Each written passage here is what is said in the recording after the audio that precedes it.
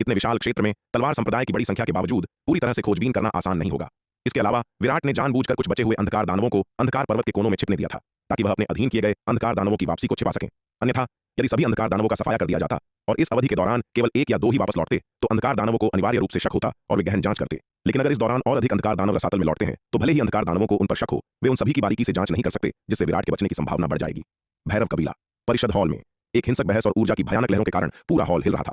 Elder Lalita, इस लड़ाई में इतनी भयानक हार का कारण पूरी तरह से हुताशन का खराब नेतृत्व और अन्य कबीलों का मैदान छोड़कर भागना है। इस वजह से हमारे क्षत कबीले को शक्ति सिंधु महाद्वीप के सभी हमलों का सीधा सामना करना पड़ा। करण ने हॉल की मुख्य सीट पर बैठी ललिता को रिपोर्ट दी। हुताशन को दोष दे रहे हो, हमें दोष दे रहे हो। रुधिर कबीले के प्रमुख बर्बर तुरंत आगबूला हो गए। करण, अगर तुमने हुताशन के आदेशों की अवहेलना न की होती और अपनी मर्जी से कदम न उठाया होता, तो शक्ति सिंधु महाद्वीप को हमारी सेनाओं को बांटने और एक एक करके हराने का मौका कैसे मिलता? बिल्कुल सही। शुरुआत में कमांडर हुताशन द्वारा बनाए गए युद्ध व्यूह ने शक्ति सिंधु महाद्वीप को हमें परेशान करने और हम पर हमले करने की अनुमति दी, लेकिन वे हमारा कुछ नहीं बिगाड़ सके और उन्हें कोई फायदा उठाने का मौका नहीं मिला। जब तक जनरल करण ने अपनी मर्जी से काम नहीं किया, तब तक हमारा युद्ध व्यूह कमजोर नहीं पड़ा था, जिससे शक्ति सिंधु महाद्वीप को हमें अलग थलग करने, घेरने और एक एक करके हराने का मौका मिल गया। जनरल करण, क्या तुम सच में इस हार का पूरा दोष हम पर मढ़ना चाहते हो? महाकाल कबीले के प्रमुख फणींद्र ने भी हामी भरते हुए कहा। करण के झूठे आरोपों का सामना करते हुए इन छोटे कबीलों के पास एकजुट होने और अपने अस्तित्व के लिए एक साथ खड़े होने के अलावा कोई विकल्प नहीं था। आखिरकार इस महायुद्ध में उन्हें करारी हार का सामना करना पड़ा था और भारी नुकसान उठाना पड़ा था। हार का दोष कोई भी अपने सिर नहीं लेना चाहता था। इन परिस्थितियों में वे सजा से बचने या कम से कम सजा पाने के लिए खुद को जिम्मेदारी से मुक्त करने की पूरी कोशिश कर रहे थे। हमारा कुछ नहीं बिगाड़ सके? तुम मूर्खों, क्या तुम अब भी नहीं देख पा रहे हो कि शक्ति सिंधु महाद्वीप द्वारा की गई शुरुआती परेशानियां और हमले सिर्फ दिखावा थे? करण ने यह सुनकर व्यंग्य से कहा। जब हमारी यात्रा के दौरान शक्ति सिंधु महाद्वीप ने हमें परेशान किया था, तो उन्होंने कितने लोगों को भेजा था? क्या तुम इस तरह की जांच परख को भी नहीं समझ सके?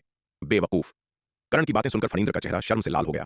जनरल करण, चाहे जो भी हो, इस लड़ाई में हार की सबसे बड़ी जिम्मेदारी तुम्हारी है। कम से कम तुम्हारे अपनी मर्जी से कदम उठाने से पहले हम भारी नुकसान में नहीं थे। इसी समय अंधक कबीले के प्रमुख दानिश बोल पड़े। भारी नुकसान में नहीं थे? करण ने फिर से ताना मारा।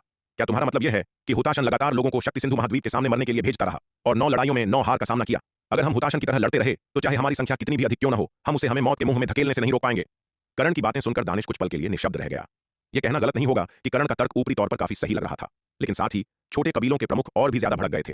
ये बेवकूफ बातों में तो बहुत माहिर है, लेकिन युद्ध के मैदान में वह इतना चतुर क्यों नहीं था? अगर वह युद्ध के मैदान में इतना चतुर होता, तो उन्हें इतनी करारी हार का सामना नहीं करना पड़ता। जैसे ही छोटे कबीलों के प्रमुख अपना विरोध जारी रखने वाले थे, हॉल की मुख्य सीट से ललिता की आवाज गूंज उठी। बस करो, बहस बंद करो। ललिता का चेहरा बेहद भयानक लग रहा था। उसने अंधकार दानवों के उस समूह को देखा और ठंडी आवाज में चिल्लाई। ललिता की वह खौफनाक आवाज सुनकर अंधकार दानवों ने तुरंत अपने सिर झुका लिए और उनके मुंह से एक और शब्द निकलने की हिम्मत नहीं हुई। स्पष्ट रूप से ललिता अब सचमुच क्रोधित थी। करण, अभी तुमने जो कहा, आखिर वो माजरा क्या है? ललिता ने करण को घूरते हुए पूछा। तुम्हारा क्या मतलब है कि हुताशन ने लोगों को मरने के लिए भेजा और उन्हें 9 लड़ाइयों में 9 हार का सामना करना पड़ा? एल्डर ललिता, बात यह है कि ललिता का सवाल सुनकर करण ने जल्दी से जवाब दिया। उसने हुताशन द्वारा शक्ति सिंधु महाद्वीप के खिलाफ लड़ने के लिए लोगों को भेजने और 9 लड़ाइयों में 9 बार हारने की कहानी को बढ़ा चढ़ाकर पेश किया। इन कबीलाई सेनाओं की युद्ध क्षमता बिल्कुल कूड़ा है।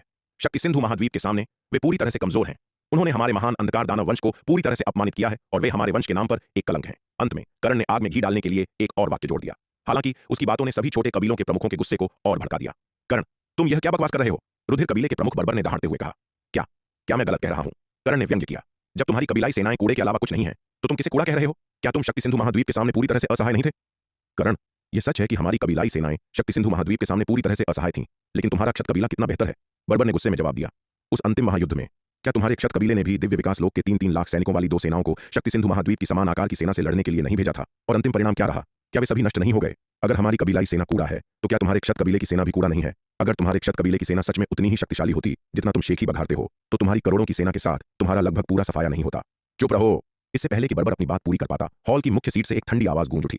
यह सुनकर बर्बर को वास्तविकता का भान हुआ। यह महसूस करते हुए कि ललिता भी क्षत कबीले की एक एल्डर थी, वह इतना क्रोधित था कि उसने केवल करण पर हमला करने पर ध्यान केंद्रित किया था। यह विचार करने में विफल रहा कि उसके शब्द अनिवार्य रूप से ललिता के चेहरे पर एक तमाचा थे। मेरे मुंह से गलत शब्द निकल गए, कृपया मुझे क्षमा करें एल्डर ललिता। अपनी गलती का एहसास होने के बाद बर्बर ने तुरंत माफी मांगी। ललिता ने उसे नजरअंदाज कर दिया। इसके बजाय उन सभी को घूरते हुए पूछा, तुमने कहा कि तुम्हारी सेनाएं शक्ति सिंधु महाद्वीप की समान आकार की सेनाओं के खिलाफ लड़ते हुए 9 लड़ाइयों में से 9 बार हार गईं और कुछ सेनाएं तो पूरी तरह से नष्ट भी हो गईं? हाँ एल्डर ललिता। ललिता के सवाल का सामना करते हुए बर्बर, फणींद्र, दानिश और छोटे कबीलों के अन्य प्रमुख सच्चाई को छिपाने की हिम्मत नहीं कर पाए और उन्हें ईमानदारी से जवाब देना पड़ा। करण, बर्बर ने कहा कि हमारे क्षत कबीले ने भी दिव्य विकास लोक के 3-3 लाख विशेषज्ञों की 2 सेनाओं को भेजा था, लेकिन शक्ति सिंधु महाद्वीप के समान संख्या वाले सैनिकों ने उन्हें पूरी तरह से नष्ट कर दिया। ललिता ने करण की ओर मुड़कर पूछा। एल्डर ललिता, यह सब हुताशन के खराब नेतृत्व के कारण हुआ। ललिता का सवाल सुनकर करण स्पष्टीकरण देना जारी रखना चाहता था, लेकिन इससे पहले कि वह अपनी बात पूरी कर पाता, ललिता ने उसे बीच में ही रोक दिया। बस जवाब दो, हाँ या ना। ललिता ने उसे ठंडी आंखों से घूरते हुए कहा। हाँ हाँ। ललिता की प्रभावशाली नजरों के दबाव में करण ने अपना सिर झुका लिया और धीमी आवाज में कहा। इस मामले में झूठ बोलने की उसकी हिम्मत नहीं थी। आखिरकार सच्चाई का पता लगाना बहुत आसान था।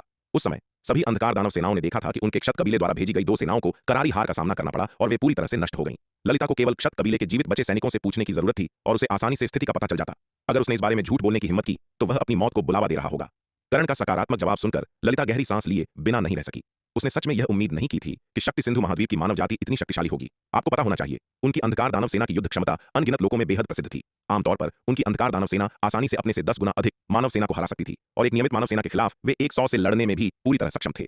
अंधकार दानव सेना के लिए उन मानव सेनाओं को हराना कोई असामान्य बात नहीं थी, जो उनसे संख्या में 100 या यहां तक कि कई 100 गुना अधिक थीं। यह काफी आम बात थी। लेकिन अब उसने वास्तव में यह सुना कि उनकी अंधकार दानव सेना को शक्ति सिंधु महाद्वीप की समान संख्या वाली एक मानव सेना ने हरा दिया था, यहां तक कि पूरी तरह से नष्ट कर दिया था। उसने अपने जीवन में पहली बार ऐसी कोई बात सुनी थी। यद्यपि अंधकार दानव इंसानों के खिलाफ हर लड़ाई नहीं जीतते थे और पूरी तरह से नष्ट होने के उदाहरण भी थे, लेकिन वे जीत रणनीतियों के माध्यम से और अंधकार दानवों से सैकड़ों गुना बड़ी ताकतों का उपयोग करके हासिल की जाती थी।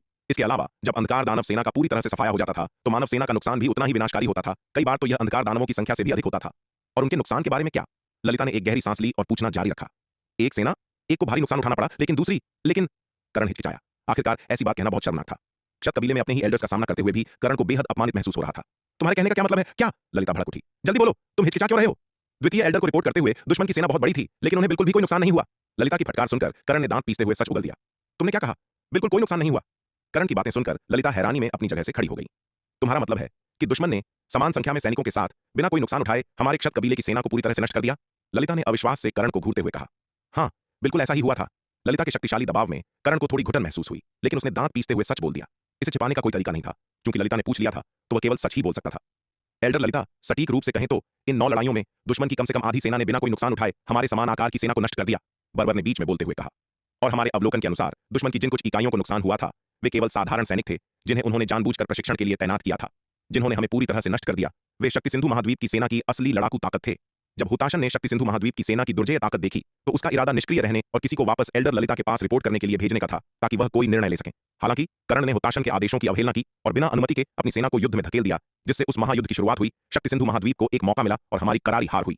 बर्बर, तुम मुझ पर कीचड़ उछाल रहे हो। बर्बर की बातें सुनकर कर्ण अगबबूला हो गया। यह स्पष्ट रूप से हुताशन के खराब नेतृत्व की गलती है। उसने जानबूझकर अपने आदमियों को मरने के लिए भेजा। उसके लड़ने के तरीके से चाहे हमारी संख्या कितनी भी हो, हमारे पास उसके खिलाफ कोई मौका नहीं होता। अब तुम इसे इतना अच्छा बना रहे हो, खुद को किसी भी जिम्मेदारी से पूरी तरह मुक्त कर रहे हो। तुम कायरों का झुंड, तुम कमीनों का झुंड। जिस क्षण शक्ति सिंधु महाद्वीप की सेना ने अपना सामान्य आक्रमण शुरू किया, तुम ताश के पत्तों की तरह ढह गए, बिखर गए और हर दिशा में भाग गए। हमारे क्षत कबीले की सेना को अकेले ही शक्ति सिंधु महाद्वीप की सभी सेनाओं के संयुक्त हमलों के खिलाफ लड़ने के लिए छोड़ दिया, जिसके परिणाम स्वरूप हमारे क्षत कबीले को इतना भारी नुकसान हुआ। और अब तुम्हारे पास सचमुच ऐसी बातें कहने की हिम्मत है? तुम कायर अंधकार दानव वंश के नाम पर कलंक हो। एक सेनापति के रूप में मुझे तुम जैसे कूड़े के साथ खड़े होने में शर्म आती है। हालांकि यह सच था कि उसने बिना अनुमति के कदम उठाया था, जिसके कारण युद्ध छिड़ गया। लेकिन कर्ण हार की इतनी बड़ी जिम्मेदारी कैसे ले सकता था? वह इसे लेने की हिम्मत कैसे कर सकता था? इसके अलावा वह बस इसे बर्दाश्त नहीं कर सकता था, क्योंकि अपराध बोध बहुत भारी था। अपनी स्थापना के बाद से क्षत कबीले ने कभी इतनी करारी हार या इतना विनाशकारी नुकसान नहीं उठाया था। यदि उस पर दोष मढ़ा गया तो वह 100 बार मरने पर भी इसका प्रायश्चित नहीं कर पाएगा। बस बहस बंद करो। इन लोगों को फिर से बहस करते देख ललिता तुरंत ठंडी आवाज में चिल्लाई। तुम सभी इस हार के लिए जिम्मेदार हो और किसी को भी जिम्मेदारी से नहीं भागना चाहिए। ललिता ने भीड़ पर नजर डाली और ठंडे स्वर में कहा, यहाँ बहस करने के बजाय तुम्हें जल्दी करनी चाहिए और शक्ति सिंधु महाद्वीप के विवरण का पता लगाने का कोई तरीका खोजना चाहिए। युद्ध जीतने का प्रयास करना चाहिए और अपनी गलतियों का प्रायश्चित करना चाहिए। दरअसल उनकी बहस सुनने के बाद वह मूल रूप से मामले की तह तक पहुंच गई थी। इस हार की मुख्य जिम्मेदारी कर्ण की थी, जिसने हुताशन के आदेशों का उल्लंघन किया और अपनी मर्जी से कदम उठाया। उसने कर्ण को गठबंधन सेना के कमांडर इन चीफ के रूप में काम करने की अनुमति न देने का सबसे महत्वपूर्ण कारण यही माना था कि उसे डर था कि कर्ण का अहंकार उसे कुछ मूर्खतापूर्ण निर्णय लेने के लिए प्रेरित करेगा, जिससे उनकी हार होगी। लेकिन उसे यह उम्मीद नहीं थी कि भले ही उसने कर्ण को गठबंधन सेना के कमांडर इन चीफ के रूप में काम करने की अनुमति नहीं दी, कर्ण के मनमाने कार्यों से चीजें बर्बाद हो जाएंगी, जिससे उनके अंधकार दानव वंश को इस लड़ाई में करारी हार का सामना करना पड़ेगा। हालांकि यद्यपि ललिता जानती थी कि इस हार की मुख्य जिम्मेदारी कर्ण की है, कर्ण आखिरकार क्षत कबीले का एक सेनापति था। कर्ण पर दोष का इतना भारी बोझ डालना क्षत कबीले के चेहरे पर तमाचा मारने के समान होगा, जिससे कंटक महाद्वीप में उनका सम्मान कम हो जाएगा। बेशक वह सारा दोष हुताशन पर भी नहीं मरती। हुताशन मर चुका था, लेकिन ललिता अभी भी जीवित थी और हुताशन वह कमांडर था जिसे उसने नियुक्त किया था। यदि सारा दोष हुताशन पर मर दिया जाता तो स्वयं ललिता को भी क्षत कबीले द्वारा जवाबदेह ठहराया जाता। इस पर विचार करते हुए ललिता ने दोनों पक्षों को समान रूप से दोषी ठहराने और मामले को खत्म करने का फैसला किया। बेशक ललिता के दृष्टिकोण का एक और बहुत महत्वपूर्ण कारण था, शक्ति सिंधु महाद्वीप की ताकत उनकी उम्मीदों से कहीं अधिक थी। अन्यथा कर्ण की गलती के बावजूद उन्हें इतनी करारी हार का सामना नहीं करना पड़ता। कर्ण की अनधिकृत कार्रवाइयों ने केवल हुताशन की योजनाओं को बाधित किया था। उन्होंने अंधकार दानव सेना की अपनी युद्ध क्षमता को प्रभावित नहीं किया। अगर शक्ति सिंधु महाद्वीप इतना शक्तिशाली न होता तो वह उन्हें इतना भारी नुकसान नहीं पहुंचा पाता। अंततः यह लड़ाई उनके द्वारा अपने दुश्मन को कम आंकने का परिणाम थी। यह कम आंकना सिर्फ कर्ण का नहीं था, यह पूरे क्षत कबीले के नेतृत्व का कम आंकना था। जब हुताशन ने शक्ति सिंधु महाद्वीप को अविश्वसनीय रूप से शक्तिशाली बताया तो क्षत कबीले के कई एल्डर्स को संदेह हुआ। उनका मानना था कि हुताशन के दावे बढ़ा चढ़ाकर पेश किए गए थे। विशेष रूप से 5वें एल्डर उग्र ने हुताशन की बातों का मजाक उड़ाया और उन पर बिल्कुल विश्वास नहीं किया। परिणामस्वरूप महाएल्डर लोमश के सैनिक भेजने के शुरुआती प्रस्ताव का उग्र ने कड़ा विरोध किया और यहां तक कि क्षत कबीले की परिषद के अधिकांश एल्डर शक्ति सिंधु महाद्वीप से निपटने के लिए इतनी बड़ी सेना भेजने से असहमत थे। इसके परिणामस्वरूप महाएल्डर लोमश की योजना को क्षत कबीले के नेतृत्व ने खारिज कर दिया। अंततः क्षत कबीले ने एक ऐसी योजना लागू की जिसमें महाएल्डर लोमश द्वारा शुरू में प्रस्तावित बलों का केवल आधा हिस्सा ही तैनात किया गया। इसलिए इस हार की जिम्मेदारी पूरे क्षत कबीले के नेतृत्व पर है, न कि केवल कर्ण और इन छोटे कबीलों के प्रमुखों पर। यदि क्षत कबीले ने महाएल्डर लोमश की योजना का विरोध न किया होता और शक्ति सिंधु महाद्वीप के खिलाफ लोमश की प्रारंभिक रणनीति का पालन किया होता तो उन्हें कभी इतनी करारी हार का सामना नहीं करना पड़ता और इतना भारी नुकसान नहीं उठाना पड़ता। अब उनकी गठबंधन सेना को शक्ति सिंधु महाद्वीप ने खदेड़ दिया है और उन्हें भारी नुकसान हुआ है। अब दोष मढ़ना काफी हद तक व्यर्थ है। हुताशन की जिम्मेदारी के बारे में क्या? हुताशन मर चुका है और यहां तक कि उसके तप्त बालू कबीले को भी युद्ध के मैदान में भारी हताहतों का सामना करना पड़ा है। पूरा तप्त बालू कबीला व्यावहारिक रूप से विलुप्त हो चुका है। तप्त बालू कबीला अब भैरव कबीले से भी बदतर स्थिति में है। कम से कम प्रमुख मल्लाक्ष भैरव कबीले में अभी भी जीवित है, लेकिन तप्त बालू कबीले में लगभग सभी पारलौकिक क्षेत्र के विशेषज्ञ मारे गए हैं। यहां तक कि तप्त बालू कबीले की स्वर्गीय क्षेत्र की सेना भी लगभग समाप्त हो गई है। तप्त बालू कबीले की वर्तमान स्थिति को देखते हुए उनके अपराध को आगे बढ़ाने का क्या तुक है और अन्य छोटे कबीलों के प्रमुखों की जिम्मेदारी को आगे बढ़ाना और भी अधिक अनुचित है। क्षत कबीले को विनाशकारी नुकसान हुआ है, जबकि 80 से अधिक छोटे कबीले अभी भी काफी ताकत रखते हैं। व्यक्तिगत रूप से इनमें से कोई भी छोटा कबीला क्षत कबीले की तुलना नहीं कर सकता है। हालांकि इन 80 से अधिक छोटे कबीलों की संयुक्त शक्ति अभी भी दुर्जेय है। यहां तक कि क्षत कबीला भी इतनी शक्तिशाली एकजुट शक्ति को कम आंकने की हिम्मत नहीं करेगा। अगर अब सारा दोष इन छोटे कबीलों के प्रमुखों पर मढ़ दिया जाता है तो वे अनिवार्य रूप से इसका विरोध करेंगे। अंततः उन्हें निराशा के अलावा कुछ हासिल नहीं होगा। ललिता की बातें सुनकर बर्बर, फणींद्र, दानिश और अन्य छोटे कबीलों के प्रमुख भले ही अभी भी नाराज थे, उन्होंने कुछ और नहीं कहा क्योंकि ललिता ने कर्ण के प्रति बहुत अधिक पक्षपात नहीं दिखाया था। लेकिन इस घटना ने अंततः उनके दिलों में एक कांटा चुभा दिया। जबकि ललिता ने छोटे कबीलों के प्रमुखों और कर्ण के बीच के झगड़े को शांत कर दिया, क्षत कबीले के क्षेत्र में एक बहुत बड़ी बहस छिड़ गई थी। क्षत कबीला परिषद हॉल के केंद्र में एक दर्पण जैसी जादुई कलाकृति तैर रही थी। उस विशाल दर्पण में प्रदर्शित दृश्य भैरव कबीले के परिषद हॉल में कर्ण और छोटे कबीलों के प्रमुखों के बीच की बहस थी। यह हुआ था। आप सभी के क्या विचार हैं? ललिता के दिव्य चेतना अवतार ने हॉल में क्षत कबीले के एल्डर्स पर एक नजर डाली और कहा। कर्ण और छोटे कबीलों के प्रमुखों से पूछताछ करते समय उसने दृश्य को वापस टेलीपोर्ट करने के लिए एक जादुई कलाकृति का इस्तेमाल किया, जिससे क्षत कबीले के सभी एल्डर्स इसे देख सकें। जब क्षत कबीले के एल्डर्स को पता चला कि पारलौकिक क्षेत्र में उनके गिरे हुए योद्धाओं की जीवन पट्टिकाएं टूट गई हैं, तो उन्होंने स्थिति के बारे में पूछताछ की। ललिता ने कबीले की स्थिति की जांच करने के लिए पहले ही एक दिव्य चेतना अवतार वापस भेज दिया था। कर्ण और छोटे कबीलों के प्रमुखों से पूछताछ के दृश्य को क्षत एल्डर्स द्वारा वापस प्रसारित करने का अनुरोध किया गया था ताकि वे इसे देख सकें। इसलिए क्षत कबीले के एल्डर्स ने वह सब कुछ सुना जो कर्ण और प्रमुखों ने अपनी बहस के दौरान कहा था। वह कमीना कर्ण, उसने हमारे क्षत कबीले की भव्य योजना को बर्बाद कर दिया। लानत है, वह सच में मरने लायक है। महा एल्डर लोमश ने शीशे में दिख रहे दृश्य को घूरा। उनका चेहरा गुस्से से भरा हुआ था और वह पागलों की तरह दहाड़े। वहां मौजूद क्षत कबीले के एल्डर्स में से कोई भी मूर्ख नहीं था। यद्यपि कर्ण ने जोरदार बहस की, लेकिन यह इस तथ्य को नहीं बदल सकता कि इस हार की प्राथमिक जिम्मेदारी उसी की थी। यह उनके क्षत कबीले का आंतरिक मामला था। वे क्षत कबीले की लाज बचाने के लिए कर्ण की रक्षा नहीं कर सकते थे। और तुम उग्र, तुम मूर्ख, अगर तुम्हारी लगातार बाधाओं और हमारे क्षत कबीले द्वारा भेजे जा सकने वाले सैनिकों की संख्या को सीमित करने के प्रयासों के लिए नहीं होता, और अगर हमने मेरी प्रारंभिक योजना का पालन किया होता तो ऐसा नहीं होता। लोमश उग्र की ओर मुड़ा। उसकी आंखें गुस्से से लाल थीं और वह दहाड़ा। मूर्ख कहीं के, तुम क्षत कबीले के पापी हो। हमारे नुकसान की प्राथमिक जिम्मेदारी तुम्हारी है। लोमश, तुम मुझ पर ऐसा दोष मढ़ने की हिम्मत कैसे कर सकते हो? उग्र ने गुस्से में जवाब दिया। तुम इसके लिए मुझे दोष दे रहे हो? क्या यह हास्यास्पद नहीं है? मैंने तो अभी तक तुम्हारे अपराधों की जांच भी नहीं की है। अगर तुमने शक्ति सिंधु महाद्वीप पर हमला करने की जिद न की होती तो क्या ऐसा होता? अंततः यह मामला, यह सब तुम्हारी जिद के कारण है। जिद सप्तखड्ग अमर भवन शक्ति सिंधु महाद्वीप पर प्रकट हुआ है और तुम्हारा मतलब है कि हम क्षत कबीला चुपचाप खड़े रहें और इसे मानव जाति के हाथों में पड़ने दें जिससे उनकी शक्ति मजबूत हो। लोमश गुस्से में दहाड़ा। इसके अलावा शक्ति सिंधु महाद्वीप बहुत शक्तिशाली है और इसका स्थान हमारे कंटक महाद्वीप से दूर नहीं है। यदि हम उन्हें इस तरह विकसित होने देते हैं तो क्या वे एक दिन कंटक महाद्वीप को धमकी नहीं देंगे? क्या वे हमारे क्षत कबीले को धमकी नहीं देंगे? तुम असल में शक्ति सिंधु महाद्वीप पर हमला करने के लिए सेना भेजने के लिए मुझे दोष दे रहे हो। उग्र, मुझे तो यहां तक शक है कि तुम मानव जाति द्वारा भेजे गए जासूस हो। लोमश की बातें सुनकर परिषद हॉल में मौजूद सभी लोगों के चेहरे का रंग उड़ गया। अंधकार दानव वंश के एल्डर्स को लगा कि लोमश की बातें कुछ ज्यादा ही हो गईं, क्योंकि मानव जाति के साथ मिली भगत करना कोई मजाक नहीं था। एक बार जब इसकी पुष्टि हो जाती तो यह केवल उनके क्षत कबीले का मामला नहीं रह जाता, बल्कि पूरे अंधकार दानव वंश का मामला बन जाता। जासूसों के लिए अंधकार दानवों की सजा अत्यंत कठोर और भयानक थी। न केवल उग्र को नुकसान होगा, बल्कि उनका पूरा क्षत कबीला भी प्रभावित होगा। कंटक महाद्वीप की 3 महान शक्तियों में से एक होने के बावजूद संपूर्ण अंधकार दानव वंश की तुलना में क्षत कबीला धूल के एक छोटे कण के समान था, जो पूरी तरह से महत्वहीन था। लोमश, तुमने क्या कहा? लोमश की बातें सुनकर उग्र आग बबूला हो गया, तुरंत खड़ा हो गया और गुस्से से लोमश को घूरने लगा। तुम मुझ पर इस तरह कीचड़ उछालने की हिम्मत कैसे कर सकते हो? अगर तुम आज मुझसे माफी नहीं मांगते तो मैं तुमसे मरने तक लड़ूंगा। दरअसल लोमश को पता था कि जब उसने वे शब्द कहे थे तो उससे गलती हुई थी और वह कुछ शब्दों के साथ स्थिति को नरम करने वाला था, लेकिन अब उग्र की बातें सुनकर उसका गुस्सा फिर से भड़क उठा। तुम उग्र मुझे उकसाने की हिम्मत कर रहे हो। लोमश ने गुस्से से उग्र को घूरा। मैं आज यह कहने जा रहा हूं, तुम इसके बारे में क्या कर सकते हो? वह उग्र को लंबे समय से नापसंद करता था। यह व्यक्ति प्रमुख के साथ अपने संबंधों पर भरोसा करते हुए क्षत कबीले में अहंकारी और दबंग था, किसी का सम्मान नहीं करता था, विशेषकर उसका महा एल्डर का। आज शक्ति सिंधु महाद्वीप में क्षत कबीले की हार के कारण लोमश का लंबे समय से दबा हुआ गुस्सा तुरंत फूट पड़ा। यह देखकर कि दोनों लड़ने ही वाले हैं, एल्डर्स ललिता, क्रूर और अकाल उन्हें रोकने के लिए जल्दी से आगे आए। अगर लोमश और उग्र सच में लड़ पड़े तो यह क्षत कबीले के लिए एक बहुत बड़ी घटना होगी। मुझे मत रोको। अगर वह आज मुझसे माफी नहीं मांगता तो यह बात यहीं खत्म नहीं होगी। उग्र दहाड़ा। माफी? तुम जैसे बदमाश से माफी? सपने देखते रहो। लोमश दहाड़ा। मैं तुम्हें थप्पड़ मारकर मार डालना पसंद करूंगा। तुम मूर्ख, तुमसे माफी मांगू। दोनों ने एक दूसरे को और भी जोर से कोसा। उनकी भावनाएं और भी भड़क उठीं। जैसे ही वे लड़ने वाले थे, क्षत कबीले के निषिद्ध क्षेत्र से एक बाहरी कर देने वाली दहाड़ गूंज उठी। हंगामा इतना बड़ा था कि इसने परिषद हॉल में बहस कर रहे क्षत कबीले के एल्डर्स को पूरी तरह से चौंका दिया। क्या हुआ? तीसरे एल्डर क्रूर ने आश्चर्य और अनिश्चितता के भाव के साथ उस दिशा में देखा। यह वही जगह है जहां प्रमुख एकांतवास में है। चौथे एल्डर अकाल ने उस दिशा में देखा। उसकी आंखें अचानक खुशी से चमक उठीं। क्या ऐसा हो सकता है कि प्रमुख ने सफलता प्राप्त कर ली हो? अकाल की बातें सुनकर क्षत कबीले के एल्डर पहले हैरान हुए, फिर बहुत खुश हुए और उस दिशा की ओर उड़ते हुए जल्दी से हॉल से बाहर निकल गए। यहां तक कि प्रथम एल्डर लोमश और पांचवें एल्डर उग्र ने भी अपनी बहस छोड़ दी और उस स्थान की ओर उड़ते हुए हॉल से बाहर निकल गए। जैसे ही वे बाहर निकले, उन्होंने उस दिशा में तेजी से घने काले बादलों को इकट्ठा होते देखा। ये बादल तेजी से घूमे, अंततः एक विशाल भंवर का निर्माण किया। इस भंवर के भीतर अनगिनत बैंगनी बिजली की किरणें चमकीं और बुझ गईं। विशाल भंवर से एक शक्तिशाली आभा निकल रही थी। स्पष्ट रूप से यह स्वर्गीय विपत्ति का एक विपत्ति बादल था। प्रमुख ने वास्तव में सफलता प्राप्त कर ली है, उग्र ने परमानंद के साथ विस्मय में कहा। क्षत कबीले में उसका अहंकार प्रमुख जटासुर के प्रभाव से उपजा था। प्रमुख के एकांतवास में जाने के बाद उनकी लंबी अनुपस्थिति का मतलब था कि प्रथम एल्डर लोमश ने कबीले के मामलों को नियंत्रित किया और उग्र की स्थिति तेजी से अनिश्चित हो गई थी। आज की घटना एक प्रमुख उदाहरण थी। अतीत में अपने सबसे बड़े साहस के साथ भी लोमश ने उसके साथ ऐसा व्यवहार करने की हिम्मत नहीं की होती। अब जबकि प्रमुख एकांतवास से बाहर आ गए थे, उनका संरक्षक वापस आ गया था और उग्र स्वाभाविक रूप से बहुत खुश था। लोमश ने उस क्षेत्र के ऊपर घने विपत्ति के बादलों को देखा। उसके चेहरे के भाव खुशी और दुख के बीच बदल रहे थे।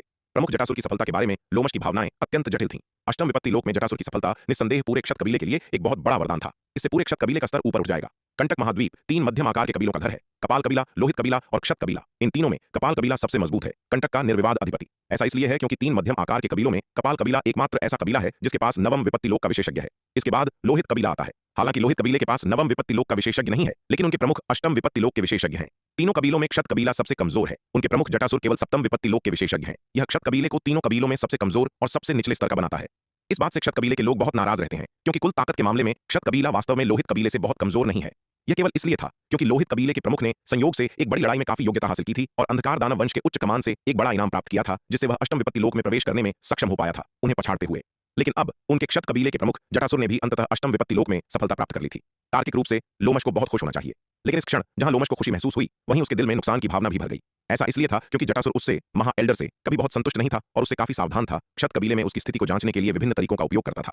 विशेष रूप से जब जटासुर ने अपनी साधना के लिए एकांतवास की घोषणा की, तो उसने क्षत कबीले के भीतर विभिन्न प्रतिबंध लगा दिए, जिससे उसकी शक्ति बहुत सीमित हो गई और उग्र जटासुर का सबसे बड़ा मोहरा था, जिसका इस्तेमाल उसे नियंत्रित करने के लिए किया जाता था।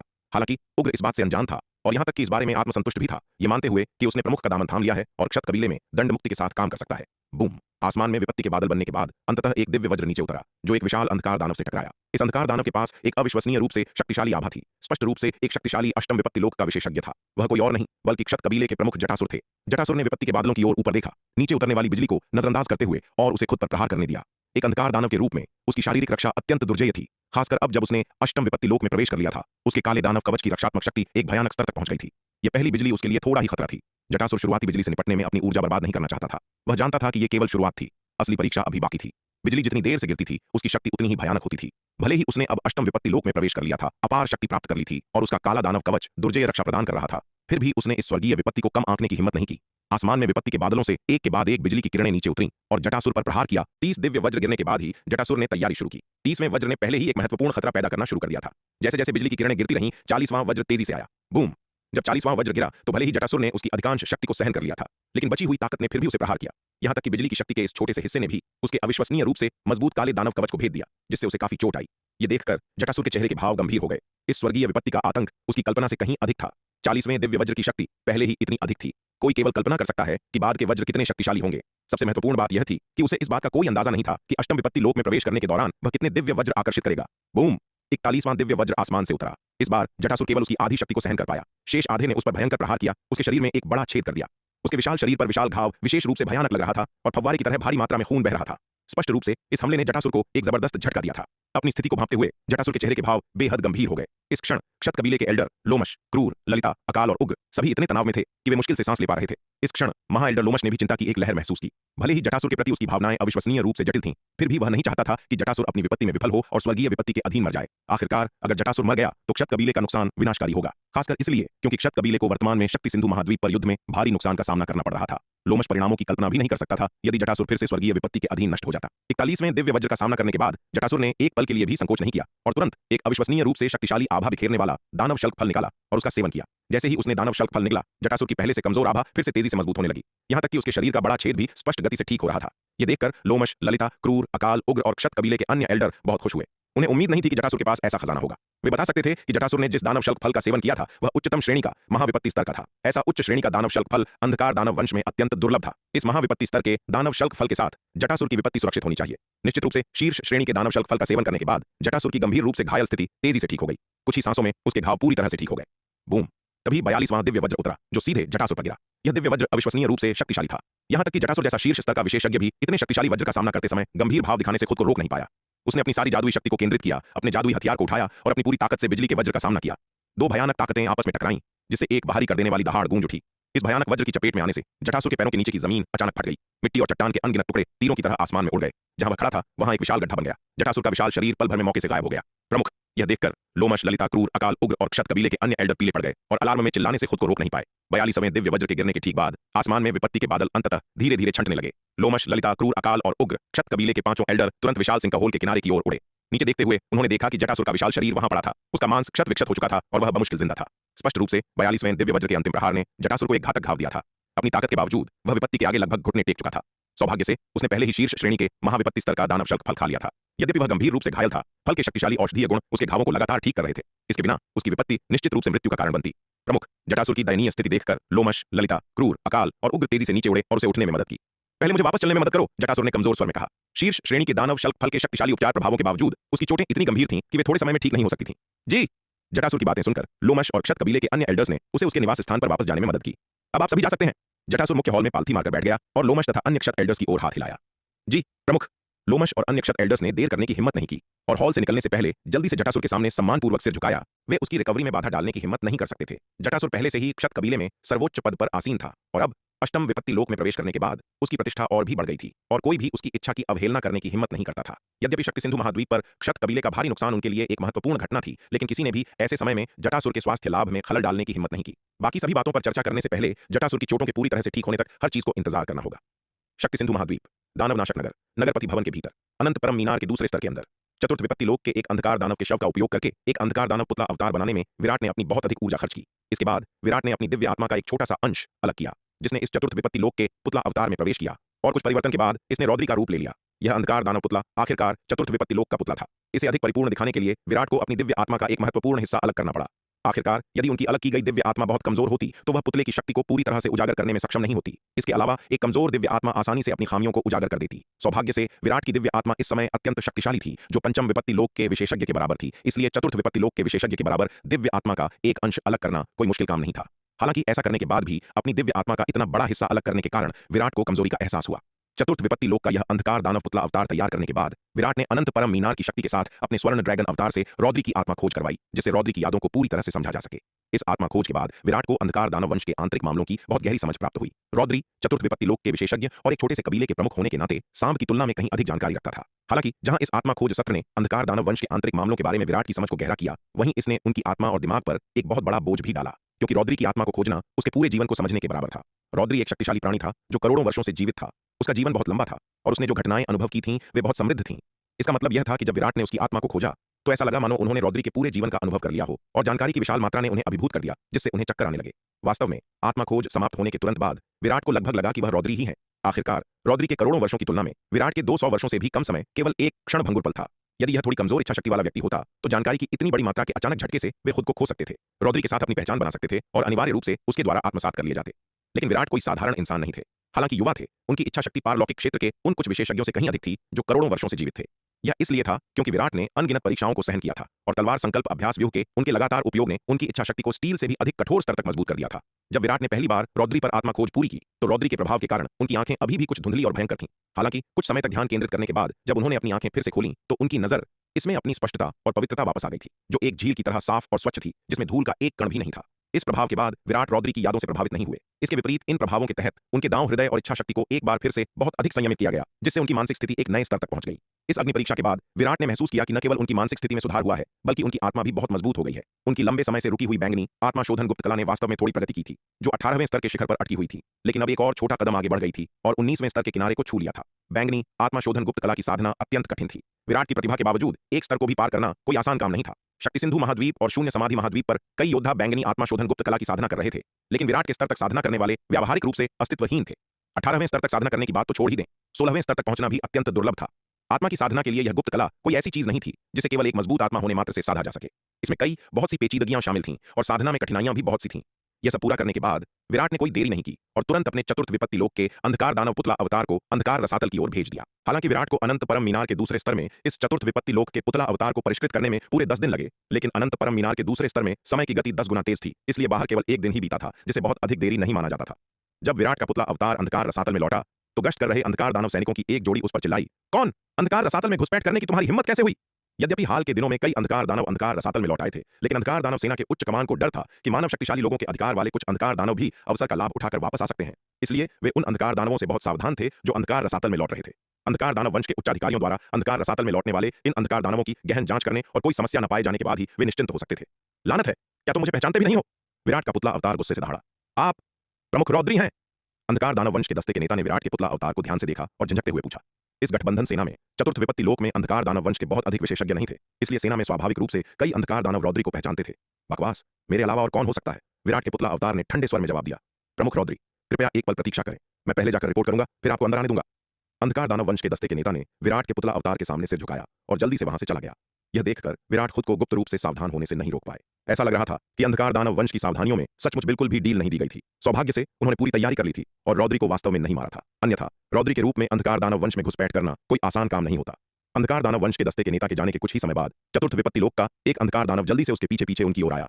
रौद्री, तुम अभी भी जिंदा हो? चतुर्थ विपत्ति लोक के अंधकार दानव ने विराट के पुतला अवतार को देखकर खुशी से कहा।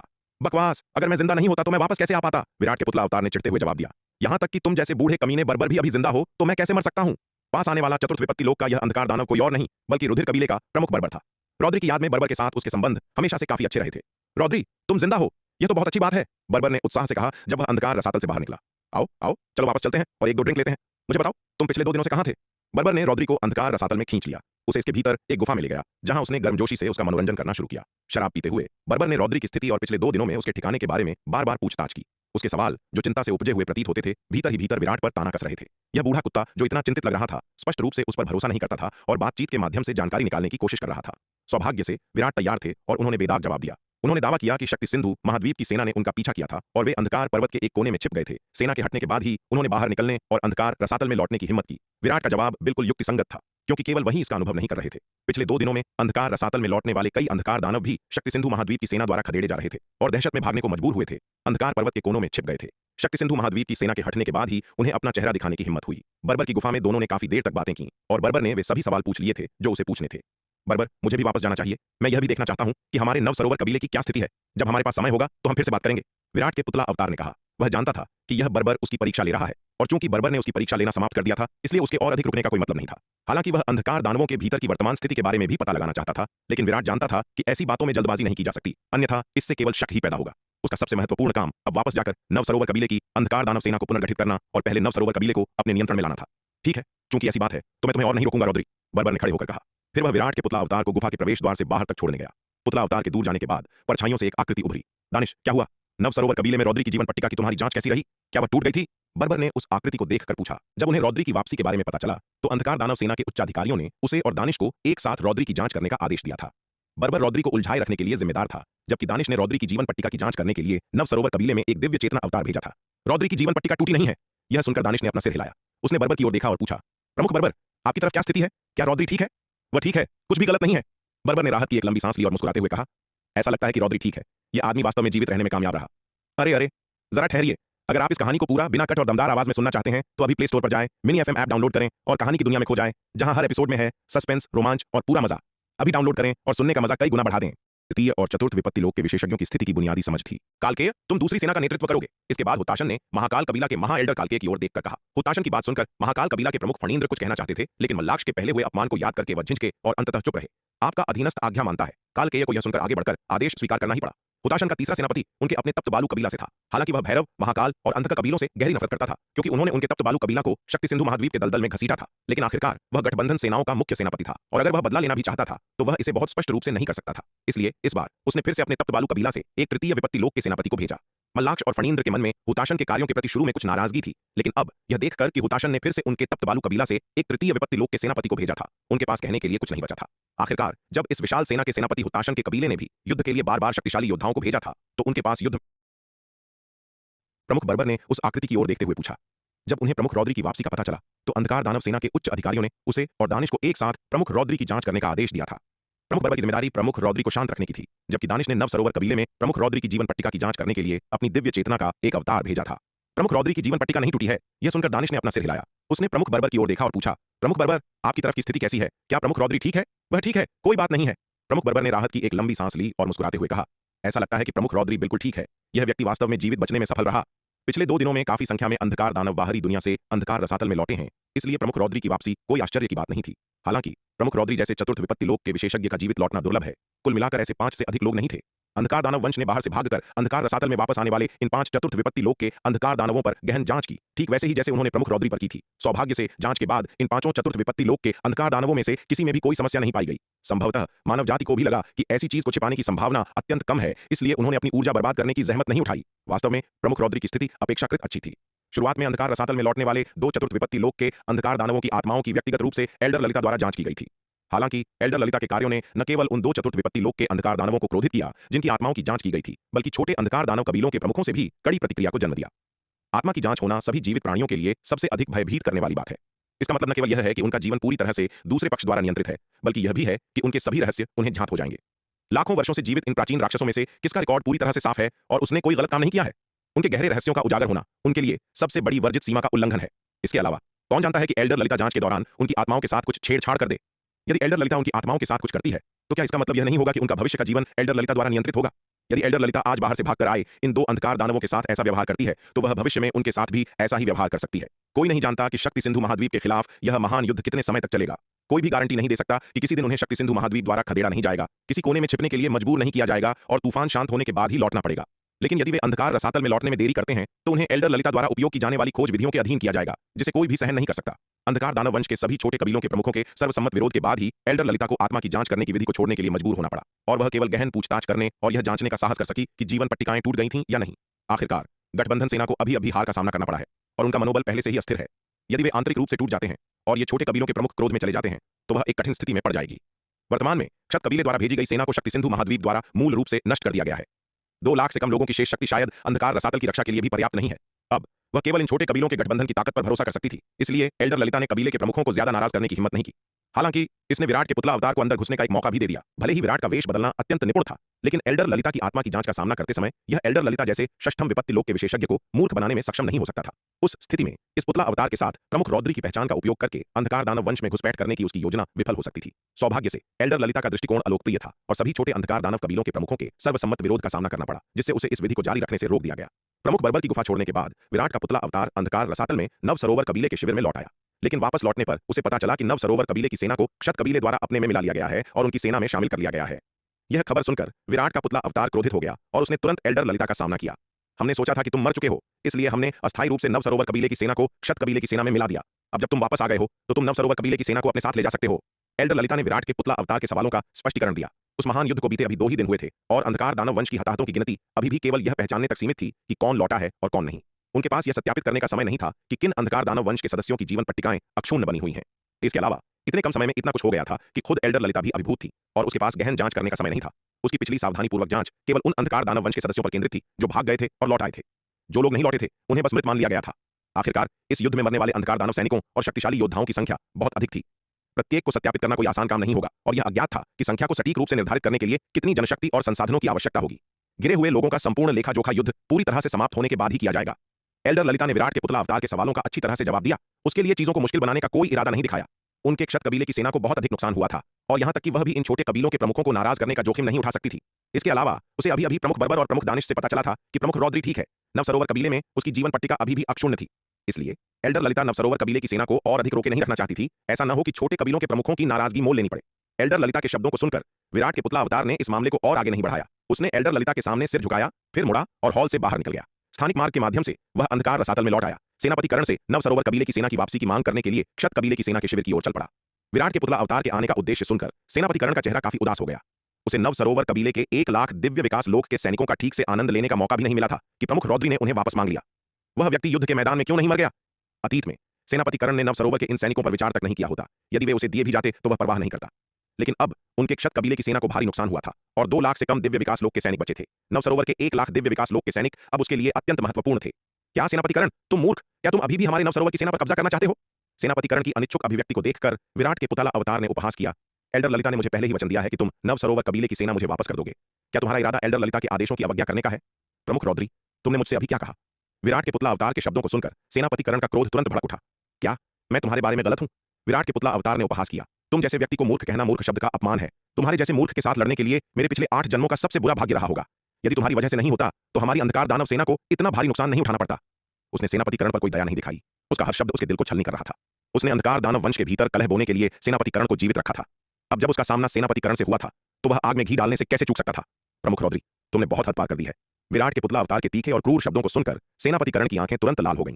उसने विराट के पुतला अवतार को घूरा। उसका चेहरा क्रोध से विकृत हो गया और वह दहाड़ा। जब से उसने और उन छोटे कबीलों के प्रमुखों ने एल्डर ललिता के सामने आरोप प्रत्यारोप लगाए थे और जिम्मेदारी से पल्ला झाड़ा था, उसके और इन प्रमुखों के बीच का संघर्ष अभूतपूर्व रूप से तनावपूर्ण हो गया था।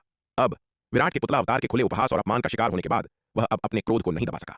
क्या सेनापति कर्ण, तुम मूर्ख, तुम मुझ पर हमला करना चाहते हो? यह देखकर विराट के पुतला अवतार ने उपहास किया। मैं तुम्हें मार डालूंगा। विराट के पुतला अवतार द्वारा बार बार मूर्ख कहे जाने पर सेनापति कर्ण अंततः खुद को रोक नहीं सका। उसकी आंखें लाल थीं और वह दहाड़ते हुए विराट के पुतला अवतार पर घूंसा मारने के लिए आगे बढ़ा। विराट के पुतला अवतार को इसकी आशा थी और उसने तुरंत अपने घूंसे से हमले का जवाब दिया। धूम धूम धूम! दोनों के बीच भयंकर युद्ध छिड़ गया। हालांकि सेनापति कर्ण आखिरकार क्षत कबीले का एक उत्कृष्ट प्रतिभाशाली योद्धा था जो युद्ध शक्ति के मामले में प्रमुख रौद्री जैसे छोटे कबीले के प्रमुख से कहीं आगे था। चतुर्थ विपत्ति लोक का अंधकार दानव शव, जिसका उपयोग विराट ने इस पुतला अवतार को परिष्कृत करने के लिए किया था, वह भी ताकत में प्रमुख रौद्री के लगभग बराबर था। इसके अलावा भले ही विराट का पुतला अवतार और भी अधिक शक्ति का उपयोग कर सकता था, उसने इसका उपयोग करने का साहस नहीं किया। आखिरकार यदि उसने प्रमुख रौद्री की क्षमता से अधिक शक्ति का प्रदर्शन किया तो यह अनिवार्य रूप से उसकी वास्तविक ताकत को उजागर करेगा, जिससे अन्य अंधकार दानवों को संदेह होगा। इसीलिए जब विराट के पुतला अवतार ने सेनापति कर्ण से लड़ाई की तो उसने केवल प्रमुख रौद्री की युद्ध तकनीकों का उपयोग किया। वह शक्ति प्रदर्शित की जो प्रमुख रौद्री के पास होनी चाहिए थी। धूम धूम धूम! संक्षिप्त आदान प्रदान के बाद विराट के पुतला अवतार को अंततः सेनापति कर्ण के घूंसे से दूर फेंक दिया गया और उसके मुंह से खून निकल आया। विराट द्वारा परिष्कृत पुतला अवतार उन अंधकार दानव पुतलों से पूरी तरह अलग था जो उसने बनाए थे। वे अंधकार दानव शव, जिन्हें विराट ने शुद्ध पुतलों में परिष्कृत किया था, दुर्जेय युद्ध शक्ति रखने के अलावा अनिवार्य रूप से निर्जीव वस्तुएं थीं जिनमें जीवन जैसी कोई विशेषता नहीं थी। हालांकि यह अंधकार दानव पुतला अवतार अपनी आत्मा को छोड़कर हर दूसरे पहलू में एक अंधकार दानव के समान था जो इसे एक जीवित प्राणी बनाता था। इसलिए घायल होने पर यह अंधकार दानव पुतला अवतार भी खून की उल्टी करेगा। विराट के पुतला अवतार को घायल देखकर सेनापति कर्ण, जो अब क्रोध से अंधा हो चुका था, ने लापरवाही से अपना हमला जारी रखा और विराट के पुतला अवतार को मारने का प्रयास किया। लेकिन उसी क्षण एक आकृति चमक उठी जिसने विराट के पुतला अवतार को रोक दिया और सेनापति कर्ण का घातक प्रहार अपने ऊपर ले लिया। विराट के पुतला अवतार ने करीब से देखा और महसूस किया कि जो उसके बचाव में आया था वह कोई और नहीं बल्कि प्रमुख बर्बर था, रुधिर कबीले का प्रमुख जिसने पहले उससे पूछताछ की थी। सेनापति कर्ण, तुम क्या करने की कोशिश कर रहे हो? प्रमुख बर्बर, जिसने विराट के पुतला अवतार के लिए सेनापति कर्ण का घूंसा सहा था और खुद भी गंभीर रूप से घायल हो गया था, उसने सेनापति कर्ण को घूरते हुए क्रोध से चिल्लाकर कहा, सेनापति कर्ण, क्या तुम पागल हो गए हो? तुमने प्रमुख रौद्री पर हमला क्यों किया? सेनापति कर्ण, क्या तुमने हमें काफी नुकसान नहीं पहुंचाया है? यदि तुम्हारे अंदर हिम्मत है तो जाकर शक्ति सिंधु महाद्वीप के इंसानों से लड़ो। हम छोटे कबीलों पर अपना गुस्सा निकालने में कौन सी बहादुरी है? हम क्षत कबीले का कौन सा उत्कृष्ट प्रतिभाशाली? मेरी राय में वह सिर्फ एक कायर है जो केवल अपने ही लोगों को डराना धमकाना जानता है। वह दुश्मनों के खिलाफ अक्षम है, लेकिन वह अपने ही लोगों से निपटने में बहुत अच्छा है। अन्य छोटे कबीलों के प्रमुखों ने भी वहां पहुंचने और इस दृश्य को देखने पर अपने क्रोध भरे शाप व्यक्त किए। अंधकार रसातल इतना ही बड़ा है और सेनापति कर्ण और विराट के पुतला अवतार दोनों चतुर्थ विपत्ति लोक के विशेषज्ञों के बीच की लड़ाई को गुप्त कैसे रखा जा सकता है? जिस क्षण वे टकराए उसने अंधकार रसातल में तैनात पूरे अंधकार दानव वंश को पहले ही सतर्क कर दिया था। कबीले के प्रमुखों की व्यंग्यात्मक टिप्पणियां सुनकर सेनापति कर्ण का चेहरा क्रोध से लाल हो गया। उस कमीने ने पहले मेरा अपमान किया, मेरे उसे सबक सिखाने में क्या गलत है? सेनापति कर्ण दहाड़ा। प्रमुख रौद्री ने तुम्हारा अपमान किया? उसने तुम्हारा अपमान कैसे किया? प्रमुख बर्बर ने सवाल किया। उसने मेरे मुंह पर मुझे मूर्ख कहने का साहस किया। यह असहनीय है। सेनापति कर्ण ने पलटवार किया। मुझे लगता है कि प्रमुख रौद्री सही है। सेनापति कर्ण, क्या तुम खुद एक मूर्ख नहीं हो? तुम्हें मूर्ख कहना बहुत दयालु होना है। इस बार हमारे अंधकार दानव वंश की हार तुम्हारी गलती है। तुम्हें मूर्ख कहने में क्या गलत है? अप्रत्याशित रूप से जब सेनापति कर्ण ने यह कहा तो कबीले के प्रमुखों ने न केवल कोई सहानुभूति नहीं दिखाई बल्कि व्यंग्य की बौछार भी शुरू कर दी। तुम अपनी सीमा पार मत करो। इन अविश्वसनीय रूप से कठोर तानों को सुनकर सेनापति कर्ण उग्र हो गया। उसने क्रोध से कांपते हुए कबीले के प्रमुखों की ओर इशारा किया। हमने बहुत हद पार कर दी है। हाँ, सेनापति कर्ण, वास्तव में यहां हद किसने पार की है? सेनापति कर्ण, क्या तुम्हारा इरादा हमारे छोटे कबीलों के सभी सदस्यों को मारने का है? यदि तुम्हें हिम्मत है तो मेरे पास आओ, मैं तुमसे नहीं डरता। तुम मूर्ख, पहले तुमने युद्ध के मैदान में बिना अधिकार के काम किया जिससे हमें भारी नुकसान हुआ और फिर तुमने एल्डर ललिता के सामने हमें बदनाम करने का साहस किया। मेरी नजर तुम पर बहुत पहले से है। इस क्षण छोटे कबीलों के प्रमुखों के एक समूह ने सेनापति कर्ण को घेर लिया और दोनों पक्षों के बीच संघर्ष छेड़ने ही वाला था। नव सरोवर कबीले पर अधिकार करना, तुम सब क्या कर रहे हो? जब दोनों पक्षों के बीच संघर्ष अत्यंत तीव्र था और एक महान युद्ध छेड़ने ही वाला था, सभी के ऊपर एक तेज आवाज गूंज उठी। इस तेज पुकार को सुनकर अंधकार दानव वंश के विशेषज्ञों के समूह ने ऊपर देखा और पाया कि एल्डर ललिता ने किसी समय एक दिव्य चेतना अवतार भेजा था। सेनापति कर्ण और छोटे कबीलों के एक समूह के अंधकार दानव वंश के प्रमुखों के बीच संघर्ष की खबर मिलने के बाद एल्डर ललिता ने तुरंत इस तथ्य को नजरअंदाज कर दिया कि उसने पहले ही क्षत कबीले में एक दिव्य चेतना अवतार बनाया था। वह केवल जल्दबाजी में एक और दिव्य चेतना अवतार बना सकती थी और इस महान युद्ध को छेड़ने से रोकने के लिए इसे स्थानिक मार्ग से भेज सकती थी। उसका दृष्टिकोण वास्तव में बहुत खतरनाक था। मूल रूप से जब कोई मार्शल आर्टिस्ट दिव्य चेतना अवतार बनाता है तो यह उनके मुख्य शरीर की आत्मा को काफी कमजोर कर देता है। अवतार जितना अधिक शक्तिशाली होगा, मुख्य शरीर की आत्मा उतनी ही गंभीर रूप से कमजोर होगी, जिसका मुख्य शरीर की शक्ति पर महत्वपूर्ण प्रभाव पड़ता है। एक दिव्य चेतना अवतार बनाना एक बात होगी, लेकिन एल्डर ललिता के लिए एक साथ दो अवतार बनाने से उसके मुख्य शरीर की आत्मा अत्यंत कमजोर स्थिति में आ जाती है। उसकी शक्ति अपने सबसे निचले बिंदु पर आ जाती है। यह उसका सबसे कमजोर क्षण है। अब एक हमला उसके मुख्य शरीर के लिए एक तबाही होगी। ये अवतार बिना भौतिक शरीर की सुरक्षा के गंभीर खतरे में भी होते हैं। उनकी आत्माएं उजागर होती हैं। एल्डर ललिता का एकल दिव्य चेतना अवतार विशेष रूप से मजबूत नहीं है, केवल एक सामान्य चतुर्थ विपत्ति लोक के विशेषज्ञ के बराबर है।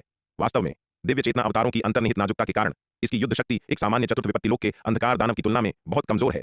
अब कोई भी यादृच्छिक चतुर्थ विपत्ति लोक का अंधकार दानव इस अवतार को आसानी से नष्ट कर सकता है, उसकी आत्मा को गंभीर रूप से नुकसान पहुंचा सकता है। हालांकि यद्यपि एल्डर ललिता जानती थी कि उसके कार्य अत्यंत खतरनाक थे, वह सेनापतिकरण और छोटे कबीले के प्रमुखों के बीच संघर्ष को रोकने के लिए परवाह नहीं कर सकती थी। उनकी हार के बाद उनका अंधकार दानव गठबंधन पहले से ही एक विकट स्थिति में था। क्या वे अंधकार रसातल पर शक्ति सिंधु महाद्वीप के सीधे हमले का सामना कर सकते हैं? यह अनिश्चित था। यदि अब आंतरिक कलह छिड़ गई तो यह अंधकार दानव गठबंधन के लिए विनाशकारी आपदा होगी। इसलिए एल्डर ललिता के पास ऐसा होने से रोकने के लिए एक और दिव्य अवतार भेजने के अलावा कोई विकल्प नहीं था। सेनापतिकरण वास्तव में क्या हुआ? एल्डर ललिता ने सेनापतिकरण को घूरते हुए उसे पूछताछ करते समय अपनी अभिव्यक्ति को कठोर रखा। द्वितीय एल्डर उन्होंने ही इसे शुरू किया। सेनापतिकरण ने तुरंत घटनाओं का वर्णन किया। सेनापतिकरण का वृत्तांत सुनने के बाद एल्डर ललिता अपने क्रोध को दबाते हुए एक गहरी सांस लेने से खुद को नहीं रोक सकी। सेनापतिकरण, मेरे साथ वापस आओ और अपने कार्यों पर विचार करो, एल्डर ललिता ने सेनापतिकरण की ओर देखते हुए कठोरता से कहा। सेनापतिकरण को यहां रखने से केवल क्षत कबीले और इन छोटे कबीलों के बीच संघर्ष ही बढ़ेगा। वह अभिमानी मूर्ख सेनापतिकरण पूरी तरह से बेकार था और केवल परेशानी का कारण बनता था। द्वितीय एल्डर ललिता को सारा दोष उस पर मरते देख सेनापतिकरण ने तुरंत विरोध किया और बहस करने ही वाला था। चुप रहो। लेकिन इससे पहले कि वह अपनी बात पूरी कर पाता, एल्डर ललिता ने उसे एक ही वाक्य में चुप करा दिया। सेनापति शांतनु, अब से तुम अस्थायी रूप से क्षत कबीले की सेना के कमांडर इन चीफ के रूप में काम करोगे। एल्डर ललिता ने फिर क्षत सेना के एक चतुर्थ स्तर के योद्धा की ओर देखा और कहा, हाँ द्वितीय एल्डर। उस चतुर्थ स्तर के योद्धा ने तुरंत एल्डर ललिता के दिव्य चेतना अवतार के सामने सम्मानपूर्वक सिर झुकाया और सहमति व्यक्त की। सेनापतिकरण, मेरे साथ वापस आओ। यहां व्यवस्था करने के बाद एल्डर ललिता का दिव्य चेतना अवतार अंततः सेनापतिकरण पर चिल्लाया। एल्डर ललिता के शब्दों को सुनकर सेनापतिकरण आक्रोश से भर गया, लेकिन दुर्भाग्य से उसने एल्डर ललिता के चेहरे पर उसके आदेश की अवज्ञा करने का साहस नहीं किया। एल्डर ललिता, जो कि षष्ठम विपत्ति लोक की एक शीर्ष विशेषज्ञ थी, की तुलना में वह एक चतुर्थ विपत्ति लोक का योद्धा स्थिति और युद्ध शक्ति दोनों में बहुत कमतर था। अगर एल्डर ललिता उसे कुचलना चाहती तो यह एक चींटी को कुचलने से अलग नहीं होता। सेनापतिकरण ने अंततः स्थानिक मार्ग के माध्यम से कंटक महाद्वीप पर भैरव कबीले में लौटते हुए एल्डर ललिता के दिव्य चेतना अवतार के पीछे जाने से पहले विराट के पुतला अवतार और छोटे कबीलों के प्रमुखों को घूर कर देखा। इस दृश्य को देखकर विराट बहुत संतुष्ट महसूस करने से खुद को नहीं रोक पाया। ऐसा लग रहा था कि आज का प्रभाव काफी अच्छा था, जिसने अंधकार दानव वंश के बीच आंतरिक संघर्षों को और भड़का दिया। वर्तमान स्थिति को देखते हुए सेनापतिकरण और इन छोटे कबीलों के प्रमुखों के बीच जीवन मरण का संघर्ष अपरिहार्य है। यदि इस स्थिति को अच्छी तरह से संभाला जाए तो इसके अप्रत्याशित परिणाम मिल सकते हैं। एल्डर ललिता और सेनापतिकरण के जाने के बाद विराट के पुतला अवतार ने नव सरोवर कबीले की सेना पर अधिकार करना शुरू कर दिया। नव सरोवर कबीले को छोटे कबीलों के बीच अपेक्षाकृत शक्तिशाली माना जाता था, कम से कम भैरव कबीले से बहुत अधिक मजबूत।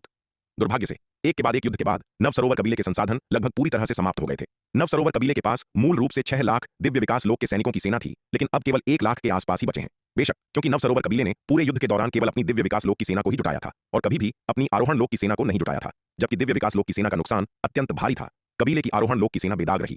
नव सरोवर कबीले के भीतर अभी भी 10 करोड़ से अधिक आरोहण लोक के सैनिक हैं। बेशक, ये आरोहण लोक के सैनिक वर्तमान में अभी भी नव सरोवर कबीले के साथ हैं और उन्हें भैरव कबीले में स्थानांतरित नहीं किया गया है। सौभाग्य से इन छोटे अंधकार दानव कबीलों ने अपने आरोहण लोक के सैनिकों को युद्ध के लिए नहीं जुटाया है, अन्यथा शक्ति सिंधु महाद्वीप पर दबाव और भी अधिक होगा। जबकि आरोहण लोक की सेना युद्ध शक्ति के मामले में दिव्य विकास लोक की सेना से काफी कमतर है, मुख्य अंतर उनकी विशाल संख्या का है। अकेले एक कबीले के पास 10 करोड़ से अधिक आरोहण लोक के सैनिक हैं। कल्पना कीजिए कि इन 80 से अधिक कबीलों की संयुक्त संख्या कितनी होगी। इतने खगोलीय आंकड़े के बारे में सोचने मात्र से ही विराट के रोंगटे खड़े हो जाते हैं।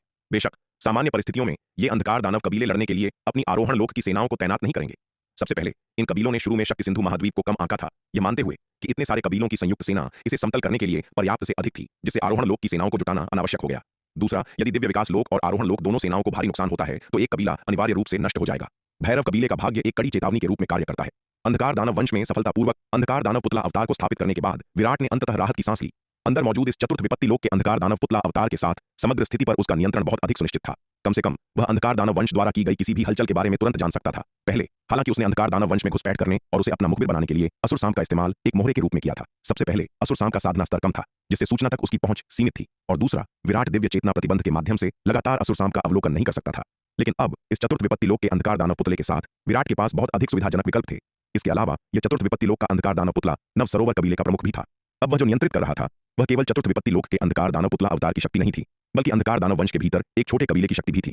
इस छोटे कबीले ने न केवल अंधकार रसातल में 1 लाख दिव्य विकास लोक के सैनिकों को तैनात किया था, बल्कि उसके पास 10 करोड़ से अधिक आरोहण लोक के सैनिक और उसके नव सरोवर कबीले के क्षेत्र के भीतर एक विशाल क्षेत्र भी था। यदि इस शक्ति का उचित उपयोग किया जाए तो यह अप्रत्याशित परिणाम भी दे सकती है। यदि नव सरोवर कबीले को कंटक महाद्वीप पर तलवार संप्रदाय के लिए एक अड्डे के रूप में विकसित किया गया तो भविष्य में तलवार संप्रदाय इस अड्डे का उपयोग कंटक महाद्वीप पर पीछे से हमला करने के लिए कर सकता है। हालांकि जो खुद विराट को भी उम्मीद नहीं थी वह यह थी कि वह जो कदम उठा रहा था वह न केवल पूरे तलवार संप्रदाय के लिए महत्वपूर्ण था, बल्कि पूरे दक्षिणी स्वर्ग मंडल और यहां तक कि पूरे सुवर्ण भूमि लोक के लिए भी महत्वपूर्ण था।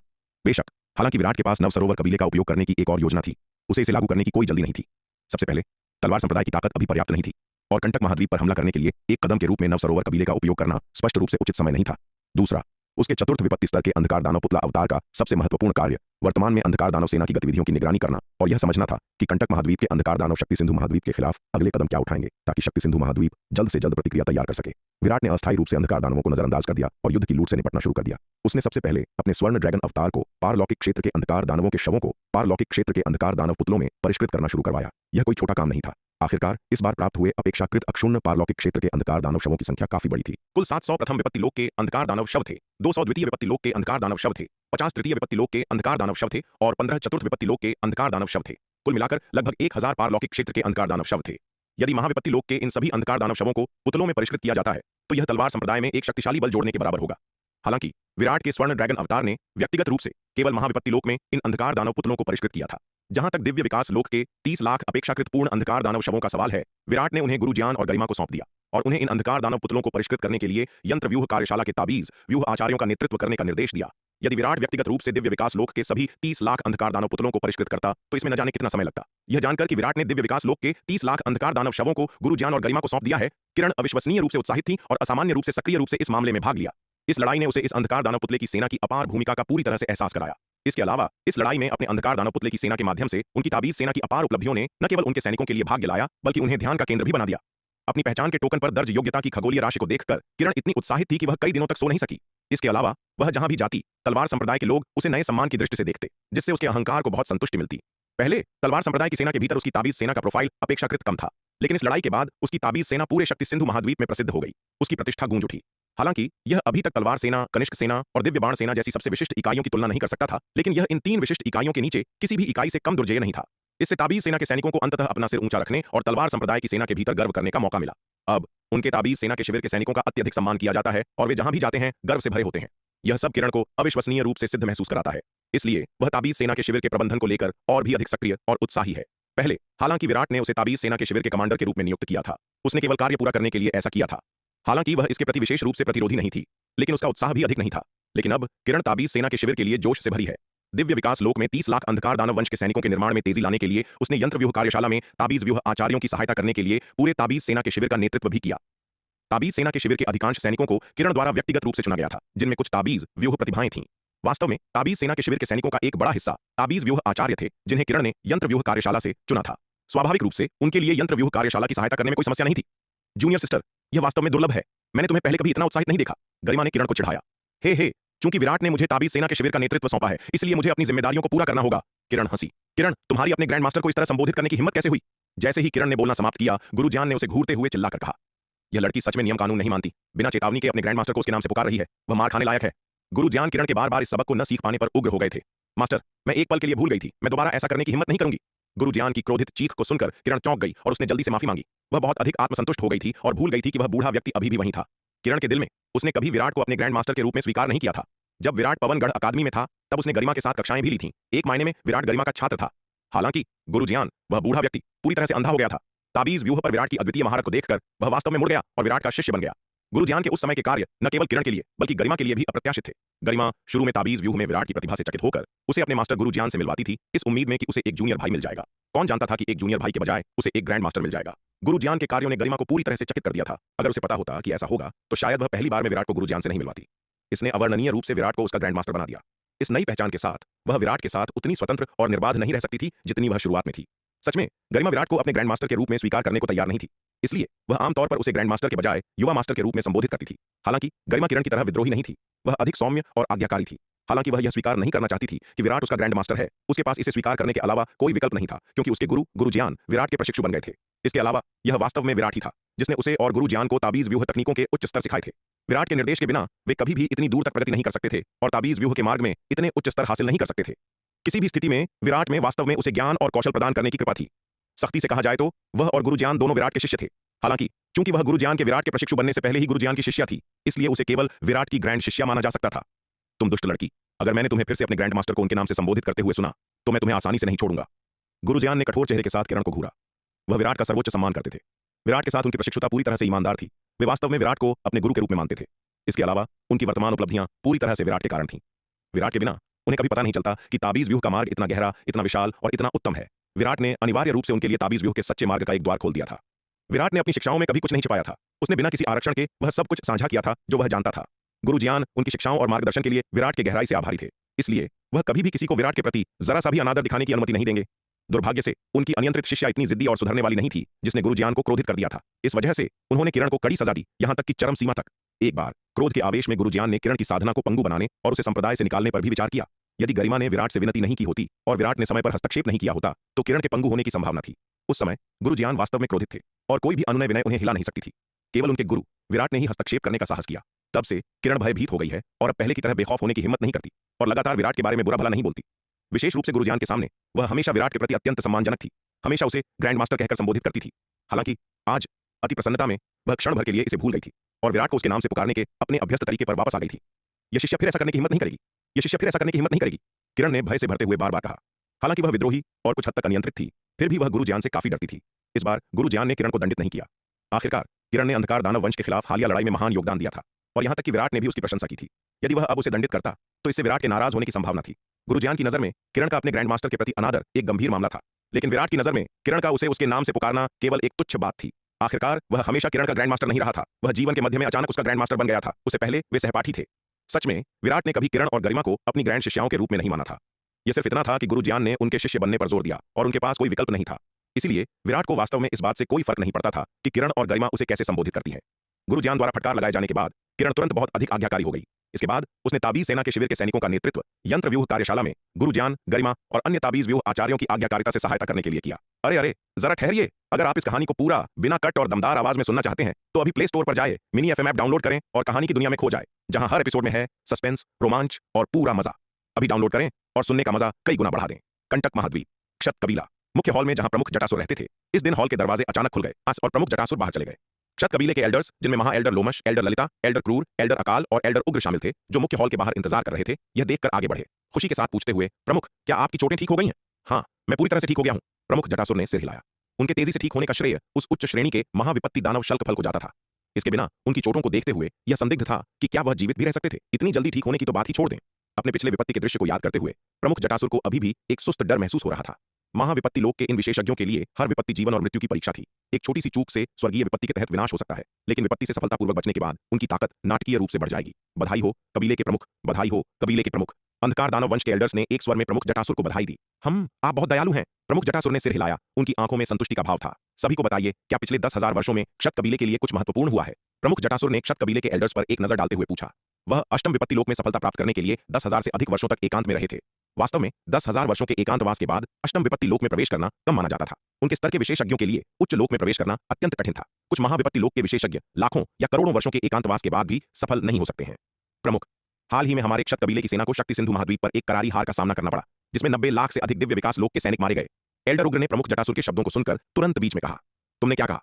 प्रमुख जटासुर पहले तो स्तब्ध रह गए, फिर पूरी तरह से चौंक कर और क्रोध से पूछा, तुम कह रहे हो कि हमारे क्षत कबीले ने 90 लाख से अधिक दिव्य विकास लोक के सैनिक खो दिए? उनके क्षत कबीले में वास्तव में कितने सैनिक थे? दिव्य विकास लोक के सभी सदस्यों को मिलाकर केवल 5 करोड़ थे। 90 लाख से अधिक दिव्य विकास लोक के योद्धाओं का नुकसान उनके पूरे दिव्य विकास लोक की लड़ाई बल का लगभग 5वां हिस्सा है। प्राचीन काल से क्षत कबीले को इतना विनाशकारी नुकसान कभी नहीं उठाना पड़ा था। यह खबर सुनकर प्रमुख जटासुर स्वाभाविक रूप से क्रोधित और स्तब्ध थे। हाँ, एल्डर उग्र ने बीच में कहा, महा एल्डर लोमश ने प्रमुख हुताशन नामक एक छोटे कबीले के प्रमुख की बदनामी पर ध्यान देते हुए शक्ति सिंधु महाद्वीप पर हमला करने के लिए सेना भेजने पर जोर दिया, जिसके कारण हमारे क्षत कबीले को इतना भारी नुकसान हुआ। एल्डर उग्र ने फिर महा एल्डर लोमश को आत्मसंतुष्ट भाव से देखा। हजारों वर्षों से प्रमुख जटासुर के लंबे एकांतवास के कारण महा एल्डर लोमश ने उन्हें तेजी से नजरअंदाज कर दिया था, जिससे एल्डर उग्र को बहुत अधिक आक्रोश और क्रोध महसूस हो रहा था। अब प्रमुख जटासुर की एकांतवास से वापसी का लाभ उठाते हुए एल्डर उग्र ने तुरंत शिकायत करना शुरू कर दिया। क्षत कबीले के मामलों के प्रबंधन में इतनी गंभीर गलती के साथ महा एल्डर लोमश का महा एल्डर का पद खोने की बहुत अधिक संभावना थी। यदि वे महा एल्डर लोमश को महा एल्डर के पद से हटा सकते थे तो यह उनके वर्षों के दबे हुए क्रोध को निकालने का एक तरीका होगा। एल्डर उग्र की बातें सुनकर महा एल्डर लोमश क्रोध से भर गए। वह हरामी एल्डर उग्र, उसने वास्तव में उस पर पहले आरोप लगाया था, लेकिन प्रमुख जटासुर के सामने अपने जलते हुए क्रोध के बावजूद महा एल्डर लोमश ने इसे बाहर निकालने का साहस नहीं किया। अष्टम विपत्ति लोक में प्रवेश करने से पहले प्रमुख जटासुर के पास क्षत कबीले में पहले से ही पूर्ण शक्ति और अधिकार था। इसके अलावा अब जब उसने अष्टम विपत्ति लोक में सफलतापूर्वक सफलता प्राप्त कर ली थी तो पूरे क्षत कबीले में कौन उसे उकसाने या उसके अधिकार को चुनौती देने का साहस करेगा? अब एक ही शब्द से वह उसे महा एल्डर के पद से हटा सकता था। महा एल्डर लोमश, वास्तव में क्या हुआ? प्रमुख जटासुर महा एल्डर लोमश की ओर मुड़े। उनका चेहरा अत्यंत गंभीर था और उन्होंने पूछा, मैंने तुम्हें क्षत कबीले के मामलों का प्रबंधन करने के लिए कहा था और तुमने इस तरह किया। प्रमुख, मामला ऐसा है। प्रमुख जटासुर के सवाल को सुनकर महा एल्डर लोमश के पास स्थिति को विस्तार से समझाने के अलावा कोई विकल्प नहीं था। तुमने क्या कहा? सप्तखड्ग अमर भवन शक्ति सिंधु महाद्वीप पर प्रकट हुआ है। जैसे ही महा एल्डर लोमश ने सप्तखड्ग अमर भवन का उल्लेख किया, प्रमुख जटासुर ने तुरंत उन्हें टोकते हुए अत्यंत आश्चर्य से पूछा, क्या तुम सुनिश्चित हो? विशेषज्ञ जितना अधिक मजबूत होता है उतना ही अधिक वे समझते हैं कि सप्तखड्ग अमर भवन का वास्तव में क्या मतलब है। बीते वर्ष के सप्तखड्ग अमर पूरे दक्षिणी स्वर्ग मंडल में प्रसिद्ध अद्वितीय शक्तिवान थे। उन्होंने अंधकार दानव वंश के खिलाफ अनगिनत छोटे और बड़े युद्धों में भाग लिया था और अनगिनत अंधकार दानव वंश के विशेषज्ञ उनकी तलवारों से मर गए थे। इसलिए सप्तखड्ग अमर न केवल दक्षिणी स्वर्ग मंडल में बल्कि अंधकार दानव वंश के तिमिर मंडल में भी प्रसिद्ध थे। तिमिर मंडल के लगभग हर विशेषज्ञ को सप्तखड्ग अमरों के नाम का पता था। यदि सप्तखड्ग अमर भवन वास्तव में शक्ति सिंधु महाद्वीप पर प्रकट हुआ था तो यह एक असाधारण घटना होगी। प्रमुख, यह पूरी तरह से प्रमुख हुताशन की एक तरफा कहानी है और इस पर विश्वास नहीं किया जा सकता है। महा एल्डर लोमश ने इन असत्यापित और आधारहीन आरोपों के लिए शक्ति सिंधु महाद्वीप पर हमला करने के लिए क्षत कबीले से इतनी बड़ी सेना जुटाई जिससे हमारे क्षत कबीले को भारी नुकसान हुआ। महा एल्डर लोमश निर्विवाद रूप से दोषी है। इससे पहले कि महा एल्डर लोमश जवाब दे पाते, एल्डर उग्र ने तुरंत बीच में टोक दिया, नहीं, सप्तखड्ग अमर भवन सच है। इस क्षण द्वितीय एल्डर ललिता अचानक बोल उठी और दृढ़ता से कहा, मैंने एक बार जांच करने के लिए अपने दिव्य चेतना अवतार को शक्ति सिंधु महाद्वीप में भेजा था। शक्ति सिंधु महाद्वीप के उत्तर पश्चिमी राज्य में एक विशाल अमर भवन खड़ा है। उस भवन से निकलने वाली आभा को देखते हुए यह निश्चित रूप से एक अमर स्तर का खजाना है जो दक्षिणी स्वर्ग मंडल के महान सप्तखड्ग अमर भवन से पूरी तरह मेल खाता है। सेनापति कर्ण और छोटे कबीलों के प्रमुखों के बीच संघर्ष के कारण उनके दिव्य चेतना अवतार को शक्ति सिंधु महाद्वीप पर उतरने का जोखिम उठाने के लिए मजबूर होना पड़ा था। जब वह शक्ति सिंधु महाद्वीप पर पहुंची तो उसने तुरंत उत्तर पश्चिमी क्षेत्र से निकलने वाली एक विशाल आभा को महसूस किया। सप्तखड्ग अमर भवन के स्तर के खजाने की आभा अविश्वसनीय रूप से शक्तिशाली और राजसी थी। बहुत दूर से भी एल्डर ललिता अभी भी इसकी भयानक शक्ति को महसूस कर सकती थी और भवन की भव्यता को देख सकती थी। एल्डर ललिता की बातें सुनकर एल्डर उग्र का चेहरा तुरंत गंभीर हो गया। एल्डर ललिता के शब्द उनके चेहरे पर सीधे तमाचे के समान थे। इसके अलावा यदि सप्तखड्ग अमर भवन की खबर की पुष्टि हो गई तो वह महा एल्डर लोमश नहीं होगा जिसे आगे भुगतना पड़ेगा, बल्कि वह एल्डर उग्र होगा। क्योंकि यदि सप्तखड्ग अमर भवन वास्तव में शक्ति सिंधु महाद्वीप पर मौजूद था तो प्रमुख जटासुर भी निश्चित रूप से इस पर हमला करने के लिए सेना भेजेंगे। हालांकि उनके बार बार बाधा डालने के कारण ही महा एल्डर लोमश की सैन्य योजना को खारिज कर दिया गया था, जिसके परिणाम स्वरूप सेना आधी रह गई थी, जिसके कारण शक्ति सिंधु महाद्वीप पर क्षत कबीले की हार हुई थी। अगर जांच की गई तो वह इसके लिए निर्विवाद जिम्मेदारी उठाएंगे। और फिर आगे क्या हुआ? क्या तुमने वास्तव में शक्ति सिंधु महाद्वीप को जीत लिया? एल्डर ललिता के आत्मविश्वास से भरे शब्दों को सुनकर प्रमुख जटासुर अपने उत्साह को रोक नहीं पाए और उन्होंने महा एल्डर लोमश और एल्डर ललिता से जवाब के लिए दबाव डाला। शक्ति सिंधु महाद्वीप पर सप्तखड्ग अमर भवनों के बारे में जानने पर मैंने इसे जीतने के लिए एक बड़ी सेना भेजने का फैसला किया। दुर्भाग्य से एल्डर उग्र ने मेरी योजना को हर तरह से विफल कर दिया। मूल रूप से मैंने 2 करोड़ दिव्य विकास लोक के विशेषज्ञों की एक सेना भेजने की योजना बनाई थी, जिसमें 5000 प्रथम विपत्ति लोक के विशेषज्ञ, 1000 द्वितीय विपत्ति लोक के विशेषज्ञ, 300 तृतीय विपत्ति लोक के विशेषज्ञ और 100 चतुर्थ विपत्ति लोक के विशेषज्ञ शामिल थे। लेकिन अंततः एल्डर उग्र की बाधा के कारण मेरे द्वारा भेजने की योजना बनाए गए सैनिकों की संख्या आधी कर दी गई और यही हमारे क्षत कबीले की शक्ति सिंधु महाद्वीप पर हार का मूल कारण है। महा एल्डर लोमश ने कहा, महा एल्डर लोमश, तुम बकवास कर रहे हो। अंतिम योजना केवल मेरे द्वारा तय नहीं की गई थी, यह सर्वसम्मत निर्णय था। द्वितीय एल्डर, तृतीय एल्डर और चतुर्थ एल्डर सभी सहमत थे। एल्डर उग्र ने क्रोधित होकर कहा, इतनी बड़ी जिम्मेदारी ऐसी चीज थी जिसे क्षत कबीले के 5 एल्डर्स में से एक के रूप में वह भी नहीं उठा सकता था। इसलिए इस क्षण उसने अपने साथ सबको घसीटने का विकल्प चुना। एल्डर उग्र की बातें सुनकर प्रमुख जटासुर का चेहरा काला पड़ गया। ये मूर्ख पहले ही आधारहीन आरोप लगाने में जल्दबाजी कर रहा था, अपने साथ साथ सबको घसीटने की कोशिश कर रहा था। यदि उसने ऐसा किया तो बाद में उसके पक्ष में कौन बोलेगा? निश्चित रूप से एल्डर उग्र के बोलने के तुरंत बाद तृतीय एल्डर क्रूर ने कहा, एल्डर उग्र, तुम ऐसा नहीं कह सकते, हम केवल सहमत थे। सही कहा, तुमने प्रथम एल्डर की योजना का बहुत ही तीव्रता से विरोध किया था और हमारे पास समझौता करने के अलावा कोई विकल्प नहीं था। यदि तुमने इसका कड़ा विरोध नहीं किया होता तो हम प्रथम एल्डर के निर्णय को अस्वीकार नहीं करते। अंततः इसका सबसे बड़ा कारण अभी भी तुम ही हो। चतुर्थ एल्डर, अकाल ने जोड़ा, वास्तव में शक्ति सिंधु महाद्वीप के साथ इस युद्ध के परिणाम स्वरूप इतना भारी नुकसान नहीं होना चाहिए था। यह सेनापति कर्ण की अनधिकृत कार्रवाइयां थीं जिन्होंने प्रमुख हुताशन की मूल योजना को बाधित कर दिया, जिससे शक्ति सिंधु महाद्वीप को शोषण करने का अवसर मिला, जिसके कारण अंततः हमारी सेना की हार हुई। एल्डर ललिता ने चोट पर नमक छिड़कते हुए जोड़ा, सेनापति कर्ण भी एल्डर उग्र के गुट का एक सेनापति था जो उसके अहंकारी और दबंग रवैये को स्पष्ट करता था।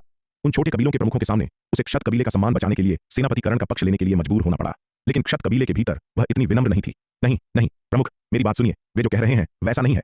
एल्डर ललिता, एल्डर क्रूर और एल्डर अकाल को भी उस पर हमले में शामिल होते देख एल्डर उग्र घबरा गया और हकलाने लगा। बस बात करना बंद करो। प्रमुख जटासुर ने उसे अपनी बात पूरी करने से पहले ही टोक दिया और कहा, अब से तुम 5 एल्डर्स में से एक नहीं हो। तुम इसके लिए निर्विवाद रूप से दोषी हो। तुम तुरंत 1 करोड़ दिव्य विकास लोक के सैनिकों का नेतृत्व करके भैरव कबीले के पास जाओगे, एल्डर ललिता के साथ जुड़ोगे और उसके अधीन सेवा करोगे। एल्डर उग्र इस बार अविश्वसनीय रूप से मूर्ख रहे थे। भले ही वह उसका पक्ष लेना चाहता था, उसे दंडित करना ही था।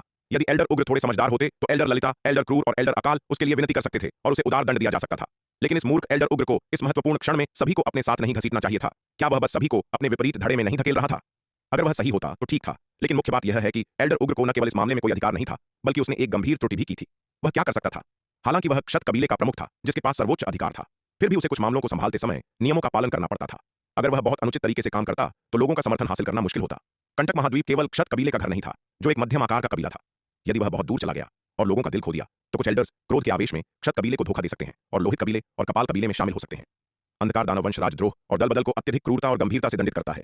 हालांकि अंधकार दानव वंश के भीतर दल बदल को न केवल उच्च कमान द्वारा रोका नहीं जाता है, बल्कि वास्तव में प्रोत्साहित किया जाता है। ऐसा इसलिए है क्योंकि यह अंधकार दानव वंश के भीतर विभिन्न कबीलों के बीच प्रतिस्पर्धा को उत्तेजित करता है, इस प्रकार वंश को मजबूत करता है। इसलिए भले ही प्रमुख जटासुर का क्षत कबीले में सर्वोच्च स्थान हो, वह कुछ मामलों में बहुत दूर जाने का साहस नहीं करता है। ऐसा न हो कि वह लोकप्रिय समर्थन खो दे। इसके अलावा अष्टम विपत्ति लोक में प्रवेश करने से पहले उसे पहले महा एल्डर लोमश को संतुलित करने के लिए एल्डर उग्र की आवश्यकता थी, इस डर से कि महा एल्डर लोमश एक दिन सप्तम विपत्ति लोक में प्रवेश करने के बाद उसकी स्थिति के लिए खतरा पैदा कर सकता है। लेकिन अब जब उसने अष्टम विपत्ति लोक में प्रवेश कर लिया है तो उसे यह चिंता नहीं है। भले ही महाएल्डर लोमश एक दिन सप्तम विपत्ति लोक में प्रवेश कर ले, यह उसके लिए कोई खतरा पैदा नहीं करेगा। सप्तम और अष्टम विपत्ति लोकों के बीच का अंतर बहुत बड़ा है। महाएल्डर लोमश का सप्तम विपत्ति लोक में प्रवेश करना अभी भी कुछ हद तक संभव है। आखिरकार महाएल्डर लोमश कई वर्षों से षष्ठम विपत्ति लोक के चरम पर डूबे हुए थे। हालांकि महाएल्डर लोमश के लिए अष्टम विपत्ति लोक में प्रवेश करना स्वर्ग में चढ़ने से भी कठिन था।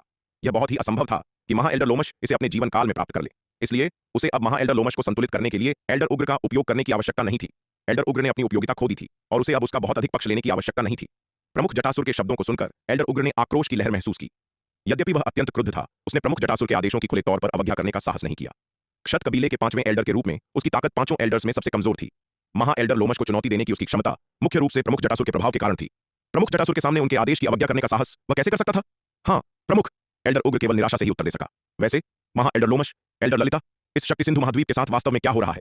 एल्डर उग्र से निपटने के बाद प्रमुख जटासुर ने महाएल्डर लोमश और एल्डर ललिता की ओर देखा और पूछा, भले ही हमने केवल 1 करोड़ की सेना भेजी थी, शक्ति सिंधु महाद्वीप हमारे करोड़ों दिव्य विकास लोक के सैनिकों को कैसे हरा सकता है? क्या पूर्वी नक्षत्र महाद्वीप के 5 प्रमुख संप्रदायों ने हस्तक्षेप किया? शक्ति सिंधु महाद्वीप दक्षिणी स्वर्ग मंडल का यह छोटा सा कोना सबसे अगोचर स्थान कहा जा सकता है। जब महाएल्डर लोमश और एल्डर ललिता ने पहली बार शक्ति सिंधु महाद्वीप का उल्लेख किया तो वह तुरंत समझ नहीं पाए यह शक्ति सिंधु महाद्वीप मानव जाति का कौन सा शक्तिशाली महाद्वीप था। उसने इसके बारे में पहले कभी क्यों नहीं सुना था। लेकिन जब महाएल्डर लोमश और एल्डर ललिता ने उसे याद दिलाया तो उसे याद आया कि यह दक्षिणी स्वर्ग मंडल के पूर्वी नक्षत्र क्षेत्र का एक बहुत ही अगोचर कोना था।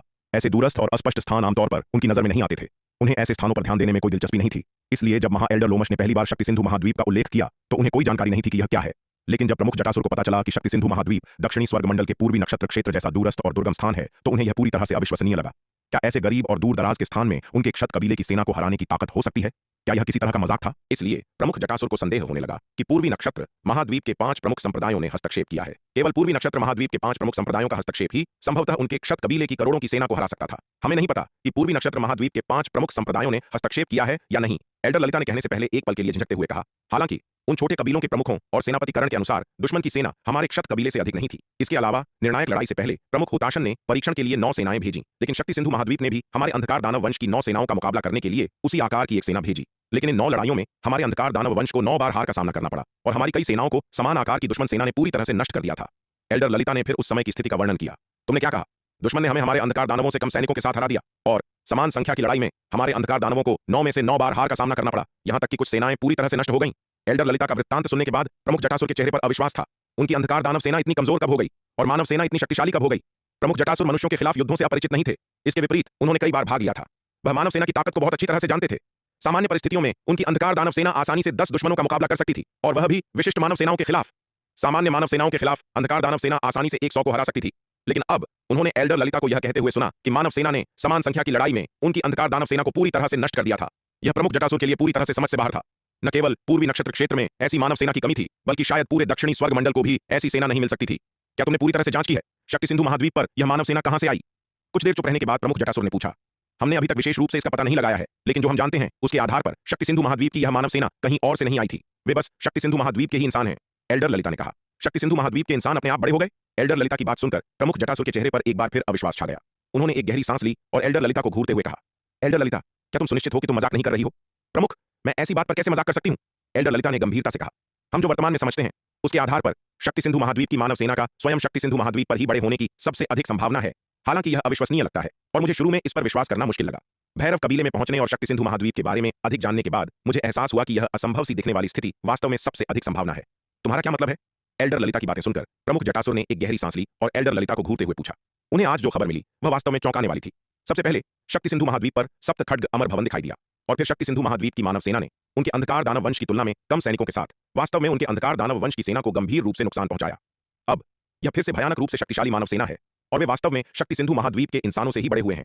अविश्वसनीय समाचारों के इस प्रहार ने प्रमुख जटासुर को, जो कि अष्टम विपत्ति लोक के विशेषज्ञ थे, कुछ हद तक चकित कर दिया, क्योंकि हमारे अंधकार दानव वंश ने शक्ति सिंधु महाद्वीप के खिलाफ केवल 1 या 2 बार नहीं बल्कि कई बार युद्ध छेड़ा है। शुरुआत में भैरव कबीले ने शक्ति सिंधु महाद्वीप पर हमला करने के लिए सेना भेजी थी और उस समय शक्ति सिंधु महाद्वीप लगभग भैरव कबीले द्वारा जीत लिया गया था। एल्डर ललिता ने फिर वह सारी जानकारी सुनाई जो उसने एकत्र की थी। इसलिए हमारे द्वारा एकत्र की गई जानकारी के आधार पर शक्ति सिंधु महाद्वीप की मानव सेना शक्ति सिंधु महाद्वीप के मूल मनुष्यों का एक उत्पाद है और उनकी विकास दर अविश्वसनीय रूप से तेज है, एल्डर ललिता ने निष्कर्ष निकाला। इसलिए इस जानकारी के आधार पर हम यह निष्कर्ष निकालते हैं कि शक्ति सिंधु महाद्वीप सप्त खड्ग अमर भवन से भी बड़ा रहस्य छिपा रहा है। यह इस रहस्य के कारण ही है कि शक्ति सिंधु महाद्वीप के इंसान अकल्पनीय गति से बढ़ रहे हैं। यदि शक्ति सिंधु महाद्वीप नष्ट नहीं होता है तो यह देर सबेर हमारे कंटक महाद्वीप के लिए एक बड़ा खतरा बन जाएगा और यहां तक कि पूरे तिमिर मंडल के लिए भी एक बड़ा खतरा बन जाएगा। एल्डर ललिता के शब्द सुनकर प्रमुख जटासुर के भाव भी गंभीर हो गए। यदि चीजें वास्तव में वैसी ही थीं जैसा एल्डर ललिता ने कहा था तो शक्ति सिंधु महाद्वीप वास्तव में उनके कंटक महाद्वीप के लिए एक बड़ा खतरा बन सकता है, और यहां तक कि पूरे तिमिर मंडल के लिए भी एक बड़ा खतरा बन सकता है, क्योंकि शक्ति सिंधु महाद्वीप की विकास दर वास्तव में भयानक थी। महज कुछ दशकों में यह एक छोटी सी मानव शक्ति जो मुश्किल से भैरव कबीले को हरा सकती थी, से एक ऐसी शक्तिशाली शक्ति के रूप में विकसित हो गई थी जो उनके क्षत कबीले के करोड़ों दिव्य विकास लोक के सैनिकों को गंभीर रूप से नुकसान पहुंचाने में सक्षम थी। ऐसी भयानक विकास दर के बारे में अष्टम विपत्ति लोक के विशेषज्ञ उनके लिए भी अनसुना था। कबीले के प्रमुख, अब हम क्या करें? प्रमुख जटासुर को चुप देखकर तृतीय एल्डर क्रूर ने पूछा, क्या हमें शक्ति सिंधु महाद्वीप पर अपना हमला जारी रखना चाहिए? बकवास! एल्डर क्रूर की बातें सुनकर प्रमुख जटासुर उसे घूरने से खुद को नहीं रोक पाए और चिल्लाए, इतना भयानक खतरा हमारे तिमिर मंडल की सीमा पर मंडरा रहा है। इसके अलावा इसके पास सप्त खड्ग अमर भवन और वह अज्ञात विशाल रहस्य है। किसी भी कारण से हमें शक्ति सिंधु महाद्वीप पर अधिकार करना ही होगा। तो हमें शक्ति सिंधु महाद्वीप पर हमला करने के लिए कितने सैनिक भेजने चाहिए? चतुर्थ एल्डर अकाल ने भी सावधानी से पूछा। एल्डर अकाल! प्रमुख जटासुर उसकी ओर मुड़े और गंभीर स्वर में कहा। प्रमुख जटासुर के कठोर आदेश को सुनकर एल्डर अकाल ने तुरंत अपनी कमर सीधी की और पूछा, आपके क्या आदेश हैं प्रमुख? तुम और एल्डर उग्र तुरंत प्रस्थान करोगे 2 करोड़ दिव्य विकास लोक के विशेषज्ञों, 5000 प्रथम विपत्ति लोक के विशेषज्ञों, 1000 द्वितीय विपत्ति लोक के विशेषज्ञों, 300 तृतीय विपत्ति लोक के विशेषज्ञों और 100 चतुर्थ विपत्ति लोक के विशेषज्ञों की सेना का नेतृत्व करोगे। भैरव कबीले की ओर बढ़ो और एल्डर ललिता से मिलो। प्रमुख जटासुर ने कब्जा करना ही होगा। तो शक्ति सिंधु महाद्वीप पर आक्रमण करने के लिए हमें कितनी सेना भेजनी चाहिए? चौथे एल्डर अकाल ने भी सतर्कता से पूछा। अकाल! प्रमुख जटासुर ने उसकी ओर मुड़कर भारी आवाज में कहा। प्रमुख जटासुर का सख्त आदेश सुनकर एल्डर अकाल ने तुरंत अपनी कमर सीधी की और पूछा, प्रमुख आपके क्या आदेश हैं? तुम और एल्डर उग्र तुरंत प्रस्थान करोगे। तुम अपने साथ दिव्य विकास लोक के 2 करोड़ योद्धाओं, प्रथम विपत्ति लोक के 5000 महारथियों, द्वितीय विपत्ति लोक के 1000 महारथियों, तृतीय विपत्ति लोक के 300 महारथियों और चतुर्थ विपत्ति लोक के 100 महारथियों की सेना लेकर जाओगे। भैरव कबीले की ओर प्रस्थान करो और एल्डर ललिता से मिलो। प्रमुख जटासुर ने आदेश दिया। शुरुआत में उनका इरादा केवल एल्डर उग्र को दिव्य विकास लोक के 1 करोड़ योद्धाओं की सेना के साथ भैरव कबीले भेजने का था, ताकि वह एल्डर ललिता की सेना से जुड़ सके और उनके आदेशों का पालन कर सके। हालांकि एल्डर ललिता की बातें सुनने के बाद उन्होंने तुरंत अपना मन बदल लिया और सेना को 1 करोड़ से बढ़ाकर 2 करोड़ कर दिया। इसके साथ ही उन्होंने प्रथम विपत्ति लोक के 5000 महारथियों, द्वितीय विपत्ति लोक के 1000 महारथियों, तृतीय विपत्ति लोक के 300 महारथियों और चतुर्थ विपत्ति लोक के 100 महारथियों को भी उनके साथ भेजा। एल्डर ललिता की बातों से उन्हें शक्ति सिंधु महाद्वीप से आने वाले एक भयंकर खतरे का आभास हो गया था। यह शक्ति सिंधु महाद्वीप सचमुच अविश्वसनीय था। लगभग हर बार इसने अंधकार दानव वंश की उम्मीदों को मात दी थी। इसका इतनी तेजी से विकास होना अकल्पनीय था, जिसके कारण उनकी सेना को बार-बार हार का सामना करना पड़ा। इसलिए उन्होंने निर्णायक रूप से एक ही बार में दिव्य विकास लोक के योद्धाओं की एक विशाल सेना भेजने का फैसला किया, ताकि शक्ति सिंधु महाद्वीप को संभलने का कोई मौका न मिले और एक ही प्रहार में उसे कुचल दिया जाए। यह सैन्य तैनाती योजना महा एल्डर लोमश के शुरुआती प्रस्ताव के अनुसार ही तय की गई थी, जिसमें सीधे तौर पर क्षत कबीले की आधी ताकत को युद्ध में झोंक दिया गया था। जी प्रमुख! यह सुनकर एल्डर अकाल ने सम्मानपूर्वक उत्तर दिया। प्रमुख, हमारी सेना को भैरव कबीले तक पहुंचने में कई वर्ष लग जाएंगे। शक्ति सिंधु महाद्वीप के विकास की गति को देखते हुए कुछ ही वर्षों में उनकी ताकत काफी बढ़ चुकी होगी। हमें नहीं पता कि हमने जो सेना अभी भेजी है वह तब तक शक्ति सिंधु महाद्वीप का मुकाबला करने में सक्षम होगी या नहीं। प्रमुख जटासुर की व्यवस्था सुनकर महा एल्डर लोमश खुश या गर्वित नहीं हुए, बल्कि उन्होंने गहरी चिंता के साथ यह बात कही। तुम्हारी चिंता अनुचित नहीं है, प्रमुख जटासुर ने कहा। हालांकि मेरा मूल रूप से यह इरादा नहीं था कि शक्ति सिंधु महाद्वीप पर विजय प्राप्त करने के लिए केवल क्षत कबीले पर निर्भर रहा जाए। महा एल्डर लोमश और एल्डर ललिता ने उन्हें जो कुछ बताया था, उससे उन्हें यह समझ आ गया था कि अंधकार दानव वंश को शक्ति सिंधु महाद्वीप पर कई बार हार का सामना इसलिए करना पड़ा क्योंकि उन्होंने उसे कमजोर समझने की भूल की थी। इसलिए वह इस बार बिल्कुल भी वैसी गलती नहीं दोहराएंगे। क्या प्रमुख के पास कोई अन्य योजना है? यह सुनकर महा एल्डर लोमश ने उत्सुकता से पूछा। बिल्कुल, प्रमुख जटासुर ने सिर हिलाया। मैं व्यक्तिगत रूप से लोहित कबीले और कपाल कबीले का दौरा करने की योजना बना रहा हूं, ताकि उन्हें शक्ति सिंधु महाद्वीप के खिलाफ लड़ने के लिए सेना भेजने के लिए मना सकूं। और लोमश, तुम खुद कंटक महाद्वीप के अन्य छोटे कबीलों से संपर्क करो और इस अभियान में अधिक से अधिक लोगों को एकजुट करो। प्रमुख का इरादा शक्ति सिंधु महाद्वीप से निपटने के लिए पूरे कंटक महाद्वीप की शक्ति का उपयोग करने का है। महा एल्डर लोमश की आंखें खुशी से चमक उठीं। बिल्कुल सही, प्रमुख जटासुर ने सिर हिलाया। अगर शक्ति सिंधु महाद्वीप सचमुच वैसा ही है जैसा तुम कहते हो, तो खतरा बहुत बड़ा है। हमें हर कीमत पर उनका नामो निशान मिटाना होगा। प्रमुख बहुत बुद्धिमान है। प्रमुख जटासुर की बात सुनकर महा एल्डर लोमश ने उत्साहपूर्वक कहा। उसने शुरू में सोचा था कि एकांतवास से बाहर आने के बाद प्रमुख जटासुर उसे दबाने की कोशिश करेंगे, लेकिन उसे आश्चर्य हुआ कि शक्ति सिंधु महाद्वीप पर प्रमुख जटासुर के विचार भी उसी के समान थे और वे उसे उससे भी अधिक महत्व दे रहे थे। प्रमुख जटासुर के ऐसे कदम देखकर महा एल्डर लोमश भला कैसे खुश और उत्साहित नहीं होते। चलो अब कार्रवाई शुरू करते हैं, प्रमुख जटासुर ने अपना हाथ हिलाते हुए कहा। जी प्रमुख! क्षत कबीले के सभी एल्डर्स ने तुरंत एक स्वर में उत्तर दिया। इस बार क्षत कबीले के लगभग सभी उच्च स्तरीय योद्धाओं को लामबंद कर दिया गया था। प्रमुख जटासुर ने व्यक्तिगत रूप से लोहित कबीले और कपाल कबीले से संपर्क किया, जबकि महा एल्डर लोमश व्यक्तिगत रूप से कंटक महाद्वीप के छोटे कबीलों को एकजुट करने गए। चौथे एल्डर अकाल और पदावनत किए गए 5वें एल्डर उग्र ने तुरंत अपनी सेना का नेतृत्व करते हुए भैरव कबीले की ओर प्रस्थान किया। तीसरे एल्डर क्रूर क्षत कबीले के क्षेत्र में ही रहे, ताकि मुख्यालय की निगरानी कर सकें। क्षत कबीले की प्रमुख उच्च स्तरीय सेनाएं आगे बढ़ने लगीं और एल्डर ललिता, जो व्यक्तिगत रूप से भैरव कबीले की प्रभारी थीं, वह भी खाली नहीं बैठी थीं। उन्होंने कई विशिष्ट दस्तों को भेजा, जिनकी योजना अंधकार पर्वत की अन्य दिशाओं से निकलकर शक्ति सिंधु महाद्वीप के विभिन्न हिस्सों में घुसपैठ करने और वहां की स्थिति की जांच करने की थी। अंधकार दानव वंश को शक्ति सिंधु महाद्वीप के खिलाफ अपने अभियानों में कई बार हार का सामना करना पड़ा था, जिसका एक कारण महाद्वीप की ताकत को कम समझना था और दूसरा कारण उसके बारे में उनकी बहुत सीमित समझ थी, जिसने उन्हें लगभग पूरी तरह से अंधेरे में रखा था। खुफिया जानकारी की इस कमी के कारण वे शक्ति सिंधु महाद्वीप की विशिष्ट शक्तियों और कमजोरियों से अनजान रहे। इस बड़े नुकसान को झेलने के बाद एल्डर ललिता ने शक्ति सिंधु महाद्वीप से जुड़ी खुफिया जानकारी को अत्यधिक महत्व देना शुरू कर दिया। अंधकार पर्वत के पूर्वी हिस्से में दानव नाशक नगर का अभेद्य दर्रा था, जिससे वहां से घुसपैठ करना लगभग असंभव था। इसलिए वे अंधकार पर्वत की अन्य दिशाओं से निकलेंगे। इस बार एल्डर ललिता द्वारा भेजे गए विशिष्ट दस्ते सभी पारलौकिक क्षेत्र के महारथियों से बने थे। दुर्भाग्य से अंधकार रसातल छोड़ने के बाद ये विशिष्ट दस्ते अंधकार पर्वत की दक्षिण, पश्चिम और उत्तर जैसी अलग अलग दिशाओं में निकल पड़े, लेकिन एक विशाल दीवार द्वारा रोक दिए गए। विराट ने पहले ही तेजस्वी सिंह को निर्माण कार्यशाला के वास्तुकारों का नेतृत्व करने और अंधकार पर्वत के चारों ओर एक विशाल महाव्यूहों की दीवार बनाने का निर्देश दे दिया था, जिसने उसे पूरी तरह से घेर लिया था। ठीक इसी बात को रोकने के लिए विराट ने कई साल पहले ही अंधकार दानव वंश की इन चालों का अनुमान लगा लिया था। यह ठीक इसलिए था क्योंकि उसने वर्षों पहले से पूरी तैयारी कर ली थी कि वह अंधकार दानव वंश द्वारा अपनाई गई किसी भी रणनीति का मुकाबला करने में सक्षम था। अंधकार दानव वंश के दस्तों से खुफिया जानकारी प्राप्त करने के बाद एल्डर ललिता ने लंबे समय तक विचार किया और अंततः उन्हें सभी दिशाओं से जांच जारी रखने का आदेश दिया, ताकि यह पता लगाया जा सके कि अंधकार पर्वत में कोई ऐसी दरार है या नहीं जहां से वे बच निकल सकें। दुर्भाग्य से उनकी जांच के बाद उन्हें पता चला कि पूरा अंधकार पर्वत पहले से ही एक विशाल महाव्यूहों की दीवार से घिरा हुआ था।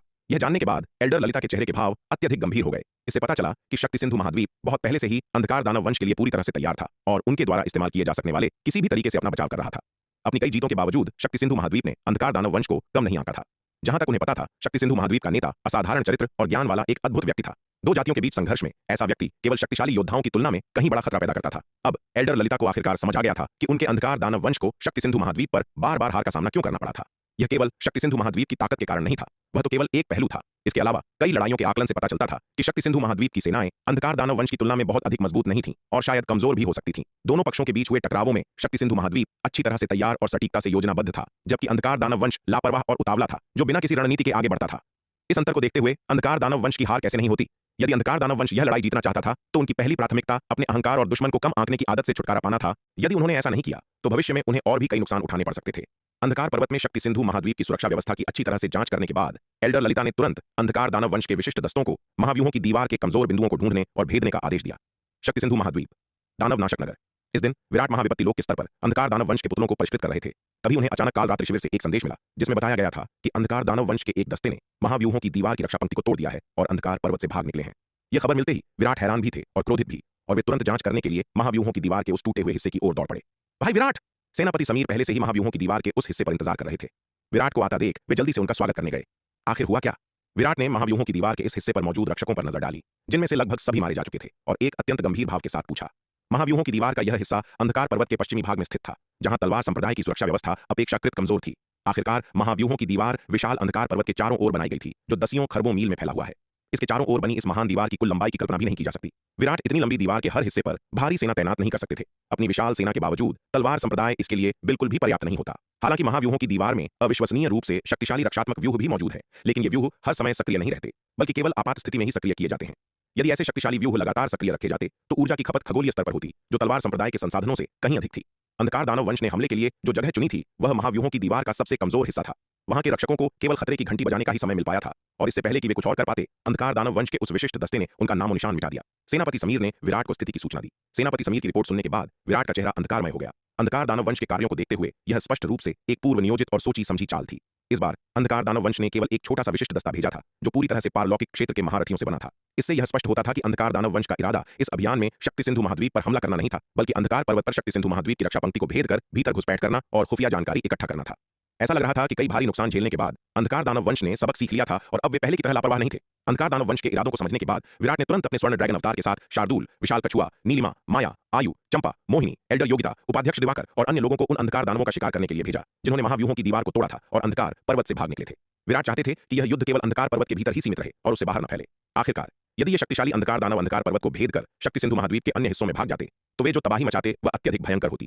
यही कारण था कि विराट ने अंधकार पर्वत के चारों ओर महाव्यूहों की दीवार बनाने में कोई कसर नहीं छोड़ी थी। उनका उद्देश्य शक्ति सिंधु महाद्वीप की मानव आबादी को युद्ध के प्रभाव से बचाना था, ताकि उन्हें युद्ध की तबाही न झेलनी पड़े। इसलिए यह जानने के बाद कि अंधकार दानव वंश का यह दस्ता अंधकार पर्वत के रक्षात्मक व्यूह को तोड़कर भाग गया है, विराट ने एक पल की भी देरी करने की हिम्मत नहीं की। उन्होंने तुरंत शक्ति सिंधु महाद्वीप की सबसे उत्कृष्ट सेनाओं को अंधकार दानव वंश के उस दस्ते का पीछा करने और उन्हें मारने के लिए भेज दिया।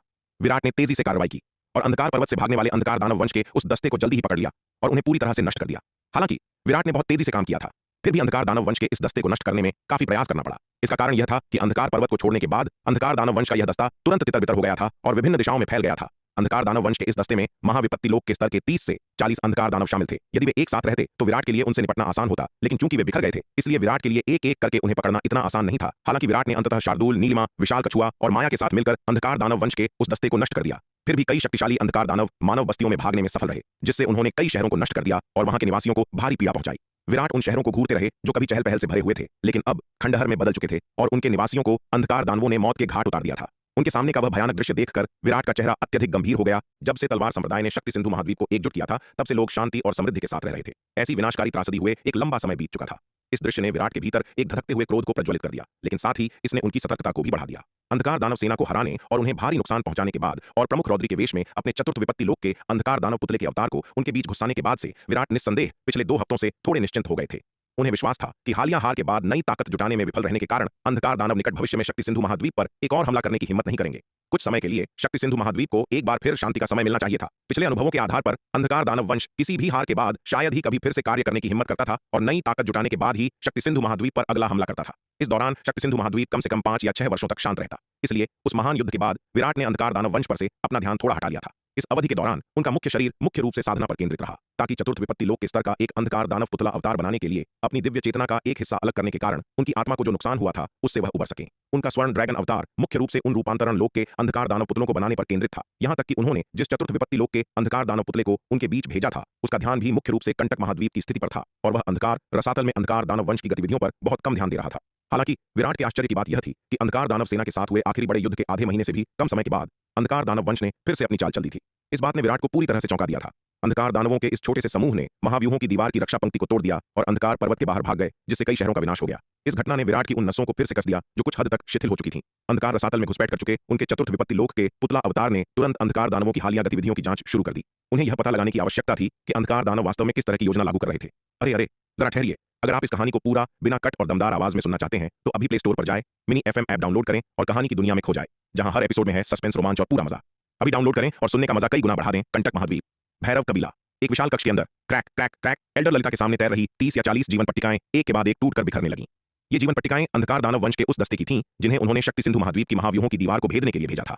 जब उनका दिव्य चेतना अवतार क्षत कबीले से लौटा तो वह अपने साथ क्षत कबीले के उन सभी महाविपत्ति लोक के अंधकार दानवों की जीवन पट्टिकाएं भी ले आया था जो उस युद्ध में शामिल थे, ताकि किसी भी समय उनके जीवन और मृत्यु पर नजर रखी जा सके। इसके अलावा अंधकार दानव वंश की जीवन पट्टिकाएं वापस लाने के साथ साथ वह अंधकार दानव वंश की एक दानवीय कलाकृति भी वापस ले आई थी। यह कलाकृति वह दृश्य अंकन दर्पण था जो क्षत कबीले के परिषद कक्ष में तैर रहा था और सेनापतिकरण की अंधकार दानवों के छोटे कबीलों के प्रमुखों के साथ हो रही बहस का दृश्य उन्हें दिखा रहा था। इस क्षण वह दृश्य अंकन दर्पण एल्डर ललिता के सामने मंडरा रहा था।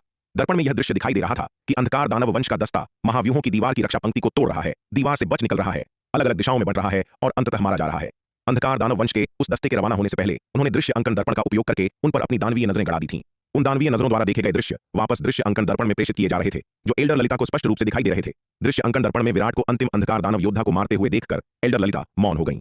इससे पहले उन्होंने केवल सेनापतिकरण और कई छोटे कबीलों के प्रमुखों के विवरण के माध्यम से अंधकार दानव सेना और शक्ति सिंधु महाद्वीप के बीच की लड़ाइयों के बारे में जाना था, लेकिन इस बार वह दृश्य अंकन दर्पण के माध्यम से शक्ति सिंधु महाद्वीप के शक्तिशाली योद्धाओं के बीच की लड़ाई को स्पष्ट रूप से देख सकती थीं। जब उन्होंने विराट के स्वर्ण ड्रैगन अवतार शार्दूल और नीलिमा की ताकत देखी तो एल्डर ललिता सचमुच चकित रह गईं। शक्तिशाली, अविश्वसनीय रूप से शक्तिशाली। अंधकार दानव जाति असंख्य लोकों में प्रसिद्ध थी। आमतौर पर वे अन्य जातियों के शक्तिशाली योद्धाओं से आसानी से लड़ सकते थे, भले ही इसके लिए 2 या 3 स्तरों को पार करना पड़े। अन्य जातियां शायद ही कभी उन्हें उनके स्तर से ऊपर जाकर चुनौती देने की हिम्मत करती थीं, लेकिन अब उन्होंने शक्ति सिंधु महाद्वीप के जिन शक्तिशाली योद्धाओं को देखा था वे सभी शीर्ष स्तर के महारथी थे जो उनकी अंधकार दानव जाति के सदस्यों को मारने में सक्षम थे। उनके साथियों की युद्ध शक्ति का ऐसा खौफनाक रूप एल्डर ललिता ने पहले कभी नहीं देखा था। विशेष रूप से वह सुनहरे वस्त्रधारी युवक और देखने में प्यारा लगने वाला वह सफेद बाघ। उन्होंने उनके अंधकार दानव वंश के चतुर्थ विपत्ति लोक के महारथियों को इतनी आसानी से मार डाला जैसे किसी कुत्ते को मार रहे हों। दृश्य अंकन दर्पण के माध्यम से एल्डर ललिता ने स्पष्ट रूप से देखा कि एक चतुर्थ विपत्ति लोक का अंधकार दानव महारथी उस बेवकूफ दिखने वाले सफेद बाघ के एक ही झटके में टुकड़ों में बिखर गया। उनके इतने गरिमामय चतुर्थ विपत्ति लोक के महारथी इस मूर्ख दिखने वाले तृतीय विपत्ति लोक के बाघ के एक भी प्रहार का सामना नहीं कर सके। इस बात ने एल्डर ललिता को सचमुच चरम सीमा तक भयभीत कर दिया था। उस बाघ द्वारा दिखाई गई ताकत को देखते हुए एल्डर ललिता को लगा कि वह स्वयं भी उसके खिलाफ जीत का दावा करने की हिम्मत नहीं कर सकती थी। यह स्वर्गीय योद्धा महाद्वीप आखिर किस तरह की जगह थी? यहाँ एक ही स्तर के इतने खौफनाक मार्शल आर्ट्स के दिग्गज कैसे हो सकते हैं? यदि केवल शार्दूल ही इस तरह से असामान्य व्यवहार कर रहा होता तो यह इतना बुरा नहीं होता। मुख्य मुद्दा यह है कि वह सुनहरे वस्त्रधारी युवक, वह नीलिमा, वह काले कपड़े पहने महिला और अन्य सभी समान रूप से राक्षसी युद्ध शक्ति के अधिकारी थे। यह स्थिति एल्डर ललिता की समझ से पूरी तरह परे थी। यहाँ तक कि पूर्वी नक्षत्र महाद्वीप में या यहाँ तक कि दक्षिणी स्वर्ग महाद्वीप में भी ऐसे मार्शल आर्ट्स के दिग्गज शायद बहुत कम होंगे या बिल्कुल नहीं होंगे, लेकिन इस छोटे से शक्ति सिंधु महाद्वीप में मार्शल आर्ट्स के दिग्गजों का इतना बड़ा समूह उभर आया था जो सचमुच अविश्वसनीय था। इसमें कोई आश्चर्य नहीं कि उनकी अंधकार दानव सेना हार गई। यह शक्ति सिंधु महाद्वीप सचमुच अपने भीतर बहुत सी अविश्वसनीय चीजें छिपाए हुए हैं। कबीले के प्रमुख सही थे, इस तरह की नर्क जैसी जगह को हर कीमत पर नष्ट किया जाना चाहिए, अन्यथा यह छोटा सा शक्ति सिंधु महाद्वीप देर सबेर कंटक महाद्वीप और यहाँ तक कि पूरे तिमिर मंडल के लिए एक बड़ा खतरा बन जाएगा। 1 घंटे से भी कम समय में महाविपत्ति लोक के स्तर वाले 30 या 40 अंधकार दानवों का वह दस्ता पूरी तरह से समाप्त कर दिया गया था। शक्ति सिंधु महाद्वीप की कार्रवाई की गति सचमुच अविश्वसनीय थी। उस सुनहरे वस्त्रधारी युवक के रवैये को देखते हुए यह स्पष्ट था कि वह इन साधारण इंसानों को बहुत अधिक महत्व देता था। यह देखकर एल्डर ललिता की आंखों में एक विचारशील चमक कौंध गई। वह सुनहरे वस्त्रधारी युवक स्पष्ट रूप से विराट था जो शक्ति सिंधु महाद्वीप का नेता था और उनके अंधकार दानव वंश के बीच पहले से ही प्रसिद्ध हो चुका था। चूंकि वह इन साधारण इंसानों को इतना अधिक महत्व देता था, इसका मतलब था कि ये उसकी कमजोरी थे। हालांकि एल्डर ललिता नहीं जानती थी कि विराट इन मामूली से दिखने वाले इंसानों की इतनी परवाह क्यों करता था। लेकिन चूंकि यह उसकी कमजोरी थी, इसलिए वह इसका फायदा उठा सकती थी। जितना अधिक वह इन साधारण इंसानों को महत्व देगा, उतना ही अधिक वह उन्हें नष्ट करेगी। इस प्रकार उसे उकसाएगी और अपनी अगली योजना के साथ आगे बढ़ने का मार्ग प्रशस्त करेगी। कुछ सोच विचार के बाद एल्डर ललिता को तुरंत एक विचार सूझा। उन्होंने तुरंत छोटे कबीलों के प्रमुखों को, साथ ही क्षत कबीले के तृतीय और चतुर्थ विपत्ति लोक के स्तर वाले सभी शक्तिशाली अंधकार दानवों को एक परिषद की बैठक के लिए बुलाया। विराट का पुतला अवतार, जो नव सरोवर कबीले की प्रमुख रौद्री की पहचान के साथ था, स्वाभाविक रूप से उसने भी इस बैठक में भाग लिया। आप सभी, मैंने आज आप सबको यहाँ एक नई कार्य योजना की घोषणा करने के लिए बुलाया है। कक्ष में मौजूद शक्तिशाली अंधकार दानवों पर नजर डालते हुए एल्डर ललिता ने कहा। एल्डर ललिता, क्या क्षत कबीले ने युद्ध में शामिल होने के लिए कोई नई सेना भेजी है? एल्डर ललिता की बात सुनकर विराट के पुतला अवतार ने तुरंत पूछा। विराट के पुतला अवतार की बात सुनकर एल्डर ललिता ने उसकी ओर देखा, लेकिन फिर भी कहा, हमारे क्षत कबीले ने वास्तव में एक नई सेना भेजी है, लेकिन ये सैनिक अभी भी रास्ते में हैं और इतनी जल्दी नहीं पहुंचेंगे। एल्डर ललिता, इस बार क्षत कबीले ने कितनी सेना भेजी है? इसी क्षण रुधिर कबीले के प्रमुख बर्बर ने भी जल्दी से पूछा। छोटे कबीलों के सभी प्रमुख इस मामले को लेकर बहुत चिंतित थे, लेकिन किसी की भी यूं ही पूछने की हिम्मत नहीं थी। आखिरकार उनके दिलों में एल्डर ललिता का अधिकार बहुत ऊंचा था और कोई भी उन्हें आसानी से नाराज करने की हिम्मत नहीं करता था। लेकिन अब जब विराट के पुतला अवतार ने माहौल तैयार कर दिया था, तो बाकी सब कुछ बहुत अधिक स्वाभाविक होने वाला था। यह देखकर कि एल्डर ललिता ने न केवल सवाल पर गुस्सा नहीं किया, बल्कि उसका जवाब भी दिया, छोटे कबीलों के प्रमुखों की दिलचस्पी तुरंत बढ़ गई और वे एक के बाद एक सवाल पूछने लगे। हमारे क्षत कबीले ने युद्ध में भाग लेने के लिए दिव्य विकास लोक के 2 करोड़ योद्धाओं की एक सेना जुटाई है, जिसमें प्रथम विपत्ति लोक के 5000 महारथी, द्वितीय विपत्ति लोक के 1000 महारथी, तृतीय विपत्ति लोक के 300 महारथी और चतुर्थ विपत्ति लोक के 100 महारथी शामिल हैं। यह पहले हमारे द्वारा जुटाई गई ताकत से दोगुना है। यह सुनकर एल्डर ललिता ने एक क्षण के लिए विचार किया और अंततः सच कह दिया। वर्तमान में संपूर्ण अंधकार दानव सेना का मनोबल गिरा हुआ है, विशेष रूप से छोटे कबीलों के प्रमुखों के बीच, जो युद्ध से डरते हैं और शक्ति सिंधु महाद्वीप का अत्यधिक भय रखते हैं। यदि उन्हें थोड़ा विश्वास नहीं दिलाया गया, तो उनके आगामी कदम उनके आदेशों के आज्ञाकारी नहीं हो सकते हैं। इसलिए कुछ विचार करने के बाद एल्डर ललिता ने क्षत कबीले की योजना को सच्चाई के साथ बताने का फैसला किया। क्या दिव्य विकास लोक के 2 करोड़ योद्धा, प्रथम विपत्ति लोक के 5000 महारथी, द्वितीय विपत्ति लोक के 1000 महारथी, तृतीय विपत्ति लोक के 300 महारथी और चतुर्थ विपत्ति लोक के 100 महारथी? एल्डर ललिता की बातें सुनकर छोटे कबीलों के प्रमुख तुरंत उत्साह से भर उठे और बड़े ही जोश के साथ जयकार करने लगे। हा हा हा, अद्भुत अद्भुत! क्षत कबीले की इतनी शक्तिशाली सेना के साथ हमें शक्ति सिंधु महाद्वीप के नष्ट न होने की चिंता कैसे हो सकती है? हमें अपने बड़े प्रतिशोध का बदला न ले पाने की चिंता कैसे हो सकती है? इस बार शक्ति सिंधु महाद्वीप का अंत निश्चित है। न केवल छोटे कबीलों के प्रमुख, बल्कि क्षत कबीले के तृतीय और चतुर्थ विपत्ति लोक के महारथी भी एल्डर ललिता की बातें सुनकर बहुत उत्साहित थे। शक्ति सिंधु महाद्वीप के साथ उनका युद्ध वास्तव में एक विनाशकारी हार थी। अपनी स्थापना के बाद से क्षत कबीले को कभी इतना बड़ा नुकसान नहीं उठाना पड़ा था। क्षत कबीले के सदस्य के रूप में वे हमेशा से ही बहुत गर्व महसूस करते थे, लेकिन उस युद्ध ने उनके गर्व को चकनाचूर कर दिया था। ये बचे हुए शक्तिशाली अंधकार दानव, जहां एक ओर शक्ति सिंधु महाद्वीप से बहुत डरे हुए थे, वहीं दूसरी ओर वे इसके प्रति अपार घृणा भी रखते थे। वे सभी क्रोध की आग में जल रहे थे, पिछले युद्ध में अपनी करारी हार का बदला लेने, शक्ति सिंधु महाद्वीप को नष्ट करने और अपने कलंक को मिटाने के लिए उत्सुक थे। अब यह सुनकर कि एल्डर ललिता कह रही हैं कि क्षत कबीले ने इतनी शक्तिशाली सेना जुटाई है, वे भला कैसे उत्साहित नहीं होते? विराट का पुतला अवतार, जहां बाहर से अन्य छोटे कबीलों के प्रमुखों के समान ही उत्साह दिखा रहा था, वहीं भीतर से वह काफी हैरान था। उसे यह उम्मीद नहीं थी कि क्षत कबीला इतनी करारी हार के बाद इतनी तेजी से फैसला लेगा और इतनी विशाल सेना भेजेगा। ऐसा लग रहा था कि अगली बार शक्ति सिंधु महाद्वीप पर दबाव और भी अधिक होने वाला था। आप सभी कृपया शांत हो जाए। शक्तिशाली अंधकार दानवों के शांत होने के बाद एल्डर ललिता ने अपना हाथ हिलाकर उन्हें पूरी तरह चुप रहने का संकेत दिया। एल्डर ललिता की बात सुनकर वह कोलाहल से भरा परिषद कक्ष तुरंत शांत हो गया। मैंने आप सबको यहाँ इसके लिए नहीं बुलाया था, एल्डर ललिता ने शक्तिशाली अंधकार दानवों के समूह की ओर देखते हुए कहा। हालांकि हमारे क्षत कबीले ने युद्ध में भाग लेने के लिए एक विशाल सेना भेजी है, लेकिन क्षत कबीला यहाँ से बहुत दूर है और वह सेना कम से कम 4 या 5 वर्षों तक यहाँ नहीं पहुंच पाएगी। लेकिन इस बीच हम यूं ही हाथ पर हाथ धरे नहीं बैठ सकते। हमें क्षत सेना के आने से पहले शक्ति सिंधु महाद्वीप की विशिष्ट स्थिति का पता लगाना होगा, ताकि जब क्षत सेना यहाँ पहुंचे तो हम एक ही झटके में शक्ति सिंधु महाद्वीप को कुचल सकें। एल्डर ललिता, आपका क्या अर्थ है? भैरव कबीले के प्रमुख महाअसुर मल्लाक्ष ने हिचकिचाते हुए पूछा। बात यह है, मेरी योजना है कि अंधकार पर्वत में शक्ति सिंधु महाद्वीप द्वारा स्थापित की गई रक्षा पंक्ति को तोड़ने के लिए छोटे दस्तों को भेजा जाए, ताकि वे शक्ति सिंधु महाद्वीप में घुसपैठ कर सकें और वहां की स्थिति का पता लगा सकें। एल्डर ललिता ने कहा। हालांकि शक्ति सिंधु महाद्वीप ने अंधकार पर्वत में जो रक्षा पंक्ति बनाई है, वह इतनी मजबूत है कि हमारी विशाल सेना को भी उसे तोड़ने में कठिनाई होती है, तो इन छोटे समूहों की तो बात ही छोड़ दीजिए। महाकाल कबीले के प्रमुख फणींद्र ने झिझकते हुए कहा। शक्ति सिंधु महाद्वीप ने अंधकार पर्वत में जो रक्षात्मक सेनाएं तैनात की हैं, वे वास्तव में बहुत मजबूत हैं, लेकिन उनकी ताकत मुख्य रूप से पूर्व में दानवनाशक नगर में केंद्रित है। अन्य दिशाओं में शक्ति सिंधु महाद्वीप की रक्षात्मक सेनाएं पूर्वी दानवनाशक नगर की सेनाओं की तुलना में कहीं अधिक कमजोर हैं। जब तक हम उनकी कमजोरियों को ढूंढ लेते हैं, तब तक हम उनकी रक्षा पंक्ति को तोड़ सकते हैं और शक्ति सिंधु महाद्वीप के भीतर घुसपैठ कर सकते हैं, एल्डर ललिता ने कहा। कुछ दिन पहले मैंने शक्ति सिंधु महाद्वीप द्वारा बनाई गई रक्षात्मक महाव्यूहों की दीवार की टोह लेने के लिए हमारे क्षत कबीले से कई छोटे दस्ते भेजे थे। इसके अलावा एक छोटे दस्ते ने आज महाव्यूहों की दीवार की रक्षा पंक्ति को सफलतापूर्वक तोड़ दिया और शक्ति सिंधु महाद्वीप के भीतर प्रवेश कर लिया। इससे यह साबित होता है कि यह तरीका काम कर सकता है। अंधकार पर्वत में शक्ति सिंधु महाद्वीप की रक्षा पंक्ति अभेद्य नहीं है। हालांकि एल्डर ललिता ने इस बात का जिक्र नहीं किया कि तलवार संप्रदाय के रक्षात्मक व्यूह को तोड़कर शक्ति सिंधु महाद्वीप के भीतर प्रवेश करने वाले उस छोटे से दस्ते को शक्ति सिंधु महाद्वीप ने 1 घंटे से भी कम समय में पूरी तरह से नष्ट कर दिया था। यदि उन्होंने यह बात बता दी होती तो शायद बहुत कम ही अंधकार दानव स्वेच्छा से अपनी मौत को गले लगाने के लिए तैयार होते। एल्डर ललिता, क्या आप यह कह रही हैं कि आपके क्षत कबीले के एक छोटे से समूह ने पहले ही शक्ति सिंधु महाद्वीप की रक्षा पंक्ति को तोड़ दिया है और उसके भीतर घुसपैठ कर ली है? अंधक कबीले के प्रमुख दानिश ने बड़े आश्चर्य से पूछा। बिल्कुल, उन्होंने न केवल शक्ति सिंधु महाद्वीप के अंधकार पर्वत द्वारा स्थापित रक्षा पंक्ति को तोड़ा और उसके भीतर घुसपैठ की, बल्कि उन्होंने कई शहरों को भी नष्ट कर दिया, जिससे भारी तबाही मची। एल्डर ललिता ने कहा। यदि आप सभी भी शक्ति सिंधु महाद्वीप के अंधकार पर्वत द्वारा स्थापित रक्षा पंक्ति को सफलतापूर्वक तोड़ देते हैं और उसके भीतर घुसपैठ कर लेते हैं, तो आपको जो कुछ भी दिखाई दे उसे नष्ट करने के लिए अपनी पूरी ताकत लगा दें। एल्डर ललिता की बातें सुनकर विराट का क्रोध तुरंत भड़क उठा। तो अंधकार दानव वंश की पिछली सभी हरकतें इस चुड़ैल की योजना थीं। इस क्षण विराट की इच्छा हुई कि वह एल्डर ललिता को पीस कर राख कर दे और उन अंधकार दानवों के हाथों मारे गए निर्दोष लोगों का बदला ले। हालांकि विराट अपने पुतला अवतार की दुविधा को भी जानते थे, इसलिए भले ही उनका क्रोध प्रचंड रूप से भड़क रहा था, उन्हें बाहर से उत्साहित होने का नाटक करना पड़ा। एल्डर ललिता, शक्ति सिंधु महाद्वीप पर उन साधारण शहरों को नष्ट करने का क्या फायदा? प्रमुख फणींद्र ने पूछा। क्या इससे शक्ति सिंधु महाद्वीप पर हमारे ठिकाने आसानी से उजागर नहीं हो जाएंगे? मानव जाति की व्यक्तिगत युद्ध शक्ति उत्कृष्ट नहीं है, लेकिन वे हमारी अंधकार दानव जाति का मुकाबला करने में सक्षम क्यों हैं? अंततः यह उनकी विशाल संख्या के कारण है। शक्ति सिंधु महाद्वीप का भी यही हाल है। उन्होंने हमारी अंधकार दानव जाति के साथ इतनी बार लड़ाई लड़ी है और सैद्धांतिक रूप से उनकी उच्च स्तरीय युद्ध शक्ति और सेना को भारी नुकसान उठाना चाहिए था, लेकिन हमारी समझ के अनुसार शक्ति सिंधु महाद्वीप की ताकत न केवल कमजोर हुई है बल्कि और भी मजबूत हो गई है। इसका क्या अर्थ है? एल्डर ललिता ने कहा। इसका क्या अर्थ है? रुधिर कबीले के प्रमुख बर्बर खुद को पूछने से नहीं रोक पाए। इसका अर्थ यह है कि शक्ति सिंधु महाद्वीप के पास एक ऐसा तरीका है जो साधारण इंसानों को तेजी से मजबूत बनने की अनुमति देता है, जिससे उन्हें सैनिकों का लगभग एक अटूट स्रोत मिल जाता है। एल्डर ललिता ने कहा। चाहे वह मानव जाति हो या शक्ति सिंधु महाद्वीप, उनकी नींव साधारण इंसानों की विशाल आबादी से आती है। उस विशाल मानव आबादी के आधार पर वे लगातार शक्तिशाली व्यक्तियों और विशाल सेनाओं की लहर दर लहर पैदा कर सकते हैं। एल्डर ललिता, क्या आपका मतलब यह है कि इन साधारण इंसानों को नष्ट करके हम उन्हें और अधिक शक्तिशाली व्यक्तियों का निर्माण करने और अपनी खोई हुई सेनाओं की भरपाई करने से रोक सकते हैं? एल्डर ललिता की बातें सुनकर महाअसुर मल्लाक्ष की आंखें चमक उठीं और उसने जल्दी से पूछा। बिल्कुल। एल्डर ललिता ने सिर हिलाया और कहा।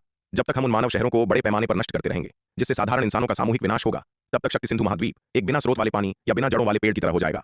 उनके खोए हुए योद्धाओं और सेनाओं की भरपाई उन बड़ी संख्या में मौजूद साधारण इंसानों से नहीं की जा सकेगी। इस प्रकार भले ही शक्ति सिंधु महाद्वीप के पास असाधारण साधन हों, वे हवा से मानव योद्धाओं और सेनाओं का निर्माण नहीं कर पाएंगे। चूंकि हम वर्तमान में सीधे शक्ति सिंधु महाद्वीप का सामना नहीं कर सकते हैं, तो आइए हम पहले इस तरीके से शक्ति सिंधु महाद्वीप की नींव को ही नष्ट कर दें। इस तरह जब हमारी क्षत कबीले की सेना यहां पहुंचेगी, तो शक्ति सिंधु महाद्वीप राख के ढेर में बदल चुका होगा और हमारा विरोध करने में सक्षम नहीं होगा। हा हा हा, अद्भुत अद्भुत अद्भुत। एल्डर ललिता, आपका यह विचार वास्तव में शानदार है। एल्डर ललिता की बातें सुनकर महाअसुर मल्लाक्ष खुद को ठहाका लगाकर हंसने से नहीं रोक पाया और जोर जोर से उनकी तारीफ करने लगा। शक्ति सिंधु महाद्वीप पर उनके भैरव कबीले ने अनगिनत शक्तिशाली योद्धाओं और सेनाओं का नुकसान उठाया था। अब महाविपत्ति लोक, दिव्य विकास लोक और आरोहण लोक के स्तर पर उनके कबीले के लोग व्यावहारिक रूप से समाप्त हो चुके थे। वर्तमान में उनके भैरव कबीले के पास केवल एक महाविपत्ति लोक का महारथी बचा था, एल्डर द्रोण, 2 द्वितीय विपत्ति लोक के महारथी और 3 प्रथम विपत्ति लोक के महारथी। उनकी दिव्य विकास लोक की सेना सिमटकर 5000 से भी कम रह गई थी। इतने भारी नुकसान ने उनके भैरव कबीले को लगभग विलुप्त होने की कगार पर ला खड़ा किया था। वे और शक्ति सिंधु महाद्वीप एक दूसरे के जानी दुश्मन थे। एल्डर ललिता की यह क्रूर योजना सुनकर महाअसुर मल्लाक्ष को स्वाभाविक रूप से अत्यधिक संतुष्टि का अनुभव हुआ। योजना जितनी अधिक क्रूर होगी, शक्ति सिंधु महाद्वीप को दर्द देने के लिए उतनी ही बेहतर होगी। एल्डर ललिता और महाअसुर मल्लाक्ष की बातें सुनकर विराट ने नफरत से अपने दांत पीस लिए। धत तेरे की, लगता है यह कमीना महाअसुर मल्लाक्ष अपनी जिंदगी से ऊब चुका है। उसे इस कमीने से छुटकारा पाने का कोई रास्ता ढूंढना ही होगा, अन्यथा इस कमीने के पागलपन को देखते हुए कौन जानता है कि वह उस चुड़ैल एल्डर ललिता के साथ मिलकर कौन कौन सी नई कुटिल योजनाएं बना ले। अन्य छोटे कबीलों के प्रमुख भी शक्ति सिंधु महाद्वीप के प्रति घृणा रखते थे, लेकिन वे महाअसुर मल्लाक्ष जितने कट्टर नहीं थे। ठीक है, अब जब सभी मेरी योजना जान चुके हैं, तो चलिए काम पर लग जाइए। एल्डर ललिता ने अपना हाथ हिलाया। जी एल्डर ललिता। एल्डर ललिता के शब्द सुनकर छोटे कबीलों के प्रमुखों के साथ साथ क्षत कबीले के पारलौकिक क्षेत्र के महारथी भी खड़े हो गए। उन्होंने एल्डर ललिता के सामने सिर झुकाया और एक स्वर में उत्तर दिया। शक्ति सिंधु महाद्वीप, दानव नाशक नगर।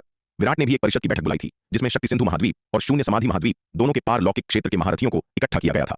अब जब वह एल्डर ललिता की योजना जान चुका था, तो स्वाभाविक रूप से विराट हाथ पर हाथ धरे नहीं बैठ सकता था और अंधकार दानव वंश के हमला करने का इंतजार नहीं कर सकता था। यह कहना ही होगा, एल्डर ललिता की कुटिल योजना वास्तव में अत्यधिक क्रूर थी। यदि वह सफल हो जाती, तो यह वास्तव में शक्ति सिंधु महाद्वीप की नींव पर एक घातक प्रहार होता। एल्डर ललिता का अनुमान सही था। शक्ति सिंधु महाद्वीप पर मौजूद अधिकांश साधारण इंसान ही इसकी वास्तविक नींव थे। केवल शक्ति सिंधु महाद्वीप ही नहीं, बल्कि संपूर्ण मानव जाति या यहां तक कि स्वर्ग की सभी अनगिनत जातियों की नींव भी इन साधारण लोगों के विशाल बहुमत को ही कहा जा सकता है। साधारण लोगों की एक बड़ी संख्या के साथ ही कोई भी जाति लगातार नए शक्तिशाली व्यक्तियों को जन्म दे सकती है और अपनी सेनाओं को नए खून से भरती रह सकती है। साधारण लोगों का विशाल बहुमत ही किसी भी जाति के निरंतर विकास का एक अटूट स्रोत होता है। अन्यथा यदि किसी जाति के पास बड़ी संख्या में शक्तिशाली व्यक्ति हों, लेकिन उसके साधारण लोग बड़ी संख्या में मिटा दिए जाएं, तो भले ही वह जाति कुछ समय के लिए शक्तिशाली बन जाए, लेकिन अंततः उसका पतन निश्चित है। नई शक्ति की भरपाई के बिना भले ही उच्च स्तरीय युद्ध शक्ति मजबूत हो, लेकिन गिरने वाला हर सदस्य अपनी संख्या कम करता जाता है। लंबे समय में शक्तिशाली व्यक्तियों की कितनी भी बड़ी संख्या क्यों न हो, वह अंततः समाप्त हो ही जाएगी। क्या क्रूर और विश्वासघाती योजना है। विराट का विवरण सुनने के बाद उपाध्यक्ष दिवाकर खुद को मेज पर मुक्का मारने से नहीं रोक पाए और उनका चेहरा क्रोध से पीला पड़ गया। वह कभी शक्ति सिंधु महाद्वीप पर मानव जाति के नेता रह चुके थे और स्वाभाविक रूप से इस तरह की क्रूर योजना पर उनका क्रोधित होना लाजमी था। हम अंधकार दानव वंश को इस तरह की विश्वासघाती साजिश में कभी भी सफल नहीं होने दे सकते। हिमशिखा का चेहरा भी बर्फ की तरह ठंडा था। उसने विराट की ओर देखा और कहा, विराट, तुम्हारी क्या योजना है? मुझे जल्दी बताओ। अंधकार दानव वंश की यह कुटिल योजना वास्तव में अत्यधिक क्रूर है और इससे बचाव करना लगभग असंभव है। विराट ने एक पल के लिए विचार किया और कहा, हालांकि हमने पूरे अंधकार पर्वत को घेरते हुए महाव्यूहों की दीवार बनाई है, लेकिन अंधकार पर्वत बहुत विशाल है। हम इतनी लंबी रक्षा पंक्ति के हर बिंदु की रक्षा के लिए भारी सेना तैनात नहीं कर सकते। यदि दुश्मन हमला करने के लिए एक बड़ी सेना भेजता है, तो हमारे पास प्रतिक्रिया देने का समय होगा। हालांकि अब वे केवल छोटे दस्ते भेज रहे हैं और वे सभी महाविपत्ति लोक के स्तर के महारथी हैं। इससे बचना असंभव है। इसीलिए एक व्यापक रक्षा रणनीति बनाना व्यावहारिक नहीं है। यदि दुश्मन बड़े पैमाने पर हमला करता, तो उनकी धीमी गति तलवार संप्रदाय को सेना तैनात करने के लिए पर्याप्त समय दे देती। विराट ने मूल रूप से महाव्यूहों की दीवार को बड़े पैमाने के दुश्मनों के हमलों से बचाव के लिए ही डिजाइन किया था, लेकिन चूंकि दुश्मन केवल छोटे दस्ते भेज रहा है और वे सभी महाविपत्ति लोक के स्तर के महारथी हैं, इसलिए महाव्यूहों की दीवार अब उनसे बचाव के लिए पर्याप्त नहीं है। ऐसे छोटे दस्ते छोटे लक्ष्य होते हैं और उन्हें देखना मुश्किल होता है। इसके अलावा पारलौकिक क्षेत्र के महारथी तेजी से आगे बढ़ते हैं। जब तक वे महाव्यूहों की दीवार के किसी हिस्से पर प्रकट होते हैं तब तक प्रतिक्रिया देने में बहुत देर हो चुकी होती है। ठीक उसी तरह जैसे इस बार महाव्यूहों की दीवार को तोड़ने वाला यह छोटा दस्ता, उनकी गति अविश्वसनीय रूप से तेज थी और उन्होंने एक पल में ही उस हिस्से के रक्षकों का सफाया कर दिया। जब तक शक्ति सिंधु महाद्वीप कोई प्रतिक्रिया देता तब तक वे रक्षा पंक्ति को तोड़ चुके थे और अंधकार पर्वत के क्षेत्र को छोड़ चुके थे। भाई विराट, तुम्हारा क्या मतलब है? एल्डर रोहन ने विराट की ओर देखा और थोड़े संदेह के साथ पूछा। चूंकि हम उन्हें रोक नहीं सकते इसलिए हम पहल करेंगे, विराट ने दृढ़ता से कहा। यदि हम अंधकार दानव वंश के दस्ते के महाव्यूहों की दीवार तक पहुंचने का इंतजार करते हैं तो स्वाभाविक रूप से हमारे पास प्रतिक्रिया देने की न तो गति होगी और न ही समय। लेकिन क्या होगा अगर हम अंधकार पर्वत में ही उनके दस्ते के ठिकाने का पता लगा लें? भाई विराट, क्या आपका मतलब यह है कि हमें भी अंधकार पर्वत पर गश्त लगाने के लिए पारलौकिक क्षेत्र के महारथियों के दस्तों को भेजना चाहिए और अगर हमें अंधकार दानव वंश का कोई दस्ता मिले तो तुरंत खतरे की घंटी बजानी चाहिए? यह सुनकर उपाध्यक्ष दिवाकर की आंखें चमक उठीं और उन्होंने जल्दी से पूछा। बिल्कुल, एकदम सही, विराट ने कहा। जब तक हम इन अंधकार दानव वंश के दस्तों के ठिकाने का पहले से पता लगा लेते हैं हमारे पास प्रतिक्रिया देने और रक्षात्मक रणनीति बनाने के लिए पर्याप्त समय होगा। यह विचार अच्छा है लेकिन यह पर्याप्त रूप से मुखर नहीं है। विराट की बात सुनकर हिमशिखा ने अचानक कहा। शिखा, तुम यह क्या बकवास कर रही हो? हिमशिखा की बात सुनकर एल्डर रणविजय ने तुरंत उसे डांटा। इस लड़की को पता नहीं क्या हो गया था, हमेशा विराट का विरोध करती थी, यहां तक कि इस स्थिति में भी वह उससे बहस करती रही। उनकी नजरों में विराट व्यक्तिगत चरित्र, मार्शल आर्ट्स की प्रतिभा और बुद्धिमत्ता के मामले में लगभग परिपूर्ण था। वे बस यह नहीं समझ पा रहे थे कि उनकी बेटी इतनी जिद्दी क्यों थी और विराट को हमेशा नापसंद क्यों करती थी। एल्डर रणविजय, कोई बात नहीं, विराट ने अपना हाथ हिलाया और हिमशिखा को देखकर मुस्कुराया। श्रीमती हिमशिखा, यदि आपके पास कोई अच्छे विचार हैं तो आप उन्हें सामने रख सकती हैं। मैंने यह बैठक इसलिए बुलाई है ताकि हम मिलकर विचार मंथन कर सकें और अंधकार दानव वंश से निपटने का सबसे अच्छा तरीका खोज सकें। इसलिए यदि आपके पास कोई बेहतर विचार है तो कृपया बेझिझक बोलें और संकोच न करें। हिमशिखा ने शुरू में सार्वजनिक रूप से अपने पिता की डांट सुनने के बाद कुछ भी न बोलने का फैसला किया था। हालांकि वह थोड़ी अलग थलग और घमंडी थी लेकिन एल्डर रणविजय फिर भी उसके पिता थे और उसे उनकी शिक्षाओं को सुनना ही पड़ता था। इसके अलावा वह इतने सारे लोगों के सामने खुलेआम अपने पिता की अवज्ञा नहीं कर सकती थी। लेकिन अब विराट के शब्द सुनकर उसने और संकोच नहीं किया। चूंकि हम अंधकार पर्वत में अंधकार दानव वंश की एक टीम से टकरा सकते हैं तो फिर खतरे की घंटी बजाने की क्या जरूरत है? हम तो सीधे उन्हें मार सकते हैं, इतनी परेशानी क्यों उठानी? हिमशिखा ने कहा। वरिष्ठ बहन हिमशिखा सही कह रही हैं। यदि हम अंधकार पर्वत में अंधकार दानव वंश की टीम से मिलते हैं तो क्या हम उनसे लड़ने के बजाय बस भागने वाले हैं? वैदेही ने तुरंत बीच में अपनी बात रखी। हाँ, हिमशिखा और वैदेही सही कह रही हैं। यदि हम अंधकार पर्वत में अंधकार दानव वंश की टीम का सामना करते हैं और बिना लड़े ही भाग जाते हैं तो वह वास्तव में थोड़ा शर्मनाक होगा। एल्डर दुष्यंत ने भी सहमति व्यक्त की। हा, ऐसे सुनहरे अवसर को कोई भी कैसे छोड़ सकता है? शून्य समाधि महाद्वीप के शिव ने उत्साहपूर्वक अपने हाथ रगड़े। उसने विराट की ओर देखा और हिचकिचाते हुए पूछा। युवा मास्टर विराट, आप हमें अंधकार पर्वत में अंधकार दानव वंश से लड़ने से तो नहीं रोकेंगे, है ना? जब से वह तलवार संप्रदाय में शामिल हुआ था उसका जीवन अविश्वसनीय रूप से आनंददायक हो गया था। वह कह सकता था कि उसने इससे पहले इतना चिंतामुक्त जीवन कभी नहीं जिया था। तलवार संप्रदाय में जब तक आप कड़ी मेहनत करने या लगन से लड़ने के लिए तैयार थे तब तक आपको साधना संसाधनों की चिंता करने की जरूरत नहीं थी। आपको जो कुछ भी चाहिए था वह आप अपने प्रयासों से प्राप्त कर सकते थे। इसके अलावा तलवार संप्रदाय द्वारा प्रदान किए गए संसाधन अकल्पनीय रूप से चमत्कारी थे। अपने पूरे जीवन में उसने कभी इतने अद्भुत प्राकृतिक खजाने नहीं देखे थे। तलवार संप्रदाय के इन अविश्वसनीय रूप से मूल्यवान संसाधनों के साथ उसकी साधना की गति को केवल आसमान छूने वाला ही कहा जा सकता था। उनके स्तर तक पहुंचते हुए वे हर कुछ वर्षों में एक स्तर को पार कर सकते थे। यह कुछ ऐसा था जिसकी वह कल्पना भी नहीं कर सकता था यदि उसने इसे खुद अनुभव न किया होता। यह पूरी तरह से उसकी समझ से परे था। इसके अलावा तलवार संप्रदाय में बहुत अधिक आपसी लड़ाई नहीं थी। साधना करने और युद्ध के मैदान में लड़ने के अलावा वह अपने करीबी दोस्तों के साथ भरपेट भोजन और पेय का आनंद ले सकता था। ऐसा जीवन अविश्वसनीय रूप से आनंददायक था। यह ठीक वैसा ही जीवन था जिसकी उसने कल्पना की थी। पर्याप्त युद्ध गुणों के साथ व्यक्ति मूल रूप से वह सब कुछ प्राप्त कर सकता था जो वह तलवार संप्रदाय में चाहता था। लेकिन दुर्भाग्य से जबकि युद्ध गुण मूल्यवान थे वे बहुत जल्दी खर्च हो जाते थे। उसे हमेशा लगता था कि उसके पास पर्याप्त नहीं है। उसने अंधकार दानव वंश के खिलाफ पिछले महान युद्ध में काफी मात्रा में युद्ध गुण अर्जित किए थे लेकिन तृतीय स्तर के नव आकाश विद्युत संग्रह ताबीज, द्वितीय विपत्ति गोली और प्राचीन दिव्य धारा मदिरा की कई बड़ी तुम्बियों का आदान प्रदान करने के बाद उसने लगभग अपने सभी युद्ध गुण गंवा दिए थे। वह चिंतित था कि हाल ही में और अधिक गुण कहां से अर्जित किए जाएं क्योंकि वह वास्तव में खेती का उबाऊ काम नहीं करना चाहता था। अब विराट की योजना सुनकर वह तुरंत अनियंत्रित उत्साह से भर उठा। युद्ध के मैदान में लड़ना गुण अर्जित करने का सबसे तेज तरीका था। इसके अलावा एक मार्शल आर्टिस्ट के रूप में साधना में इतनी कड़ी मेहनत करने का क्या फायदा अगर आप अपने दिल की इच्छा के अनुसार लड़ ही न सकें।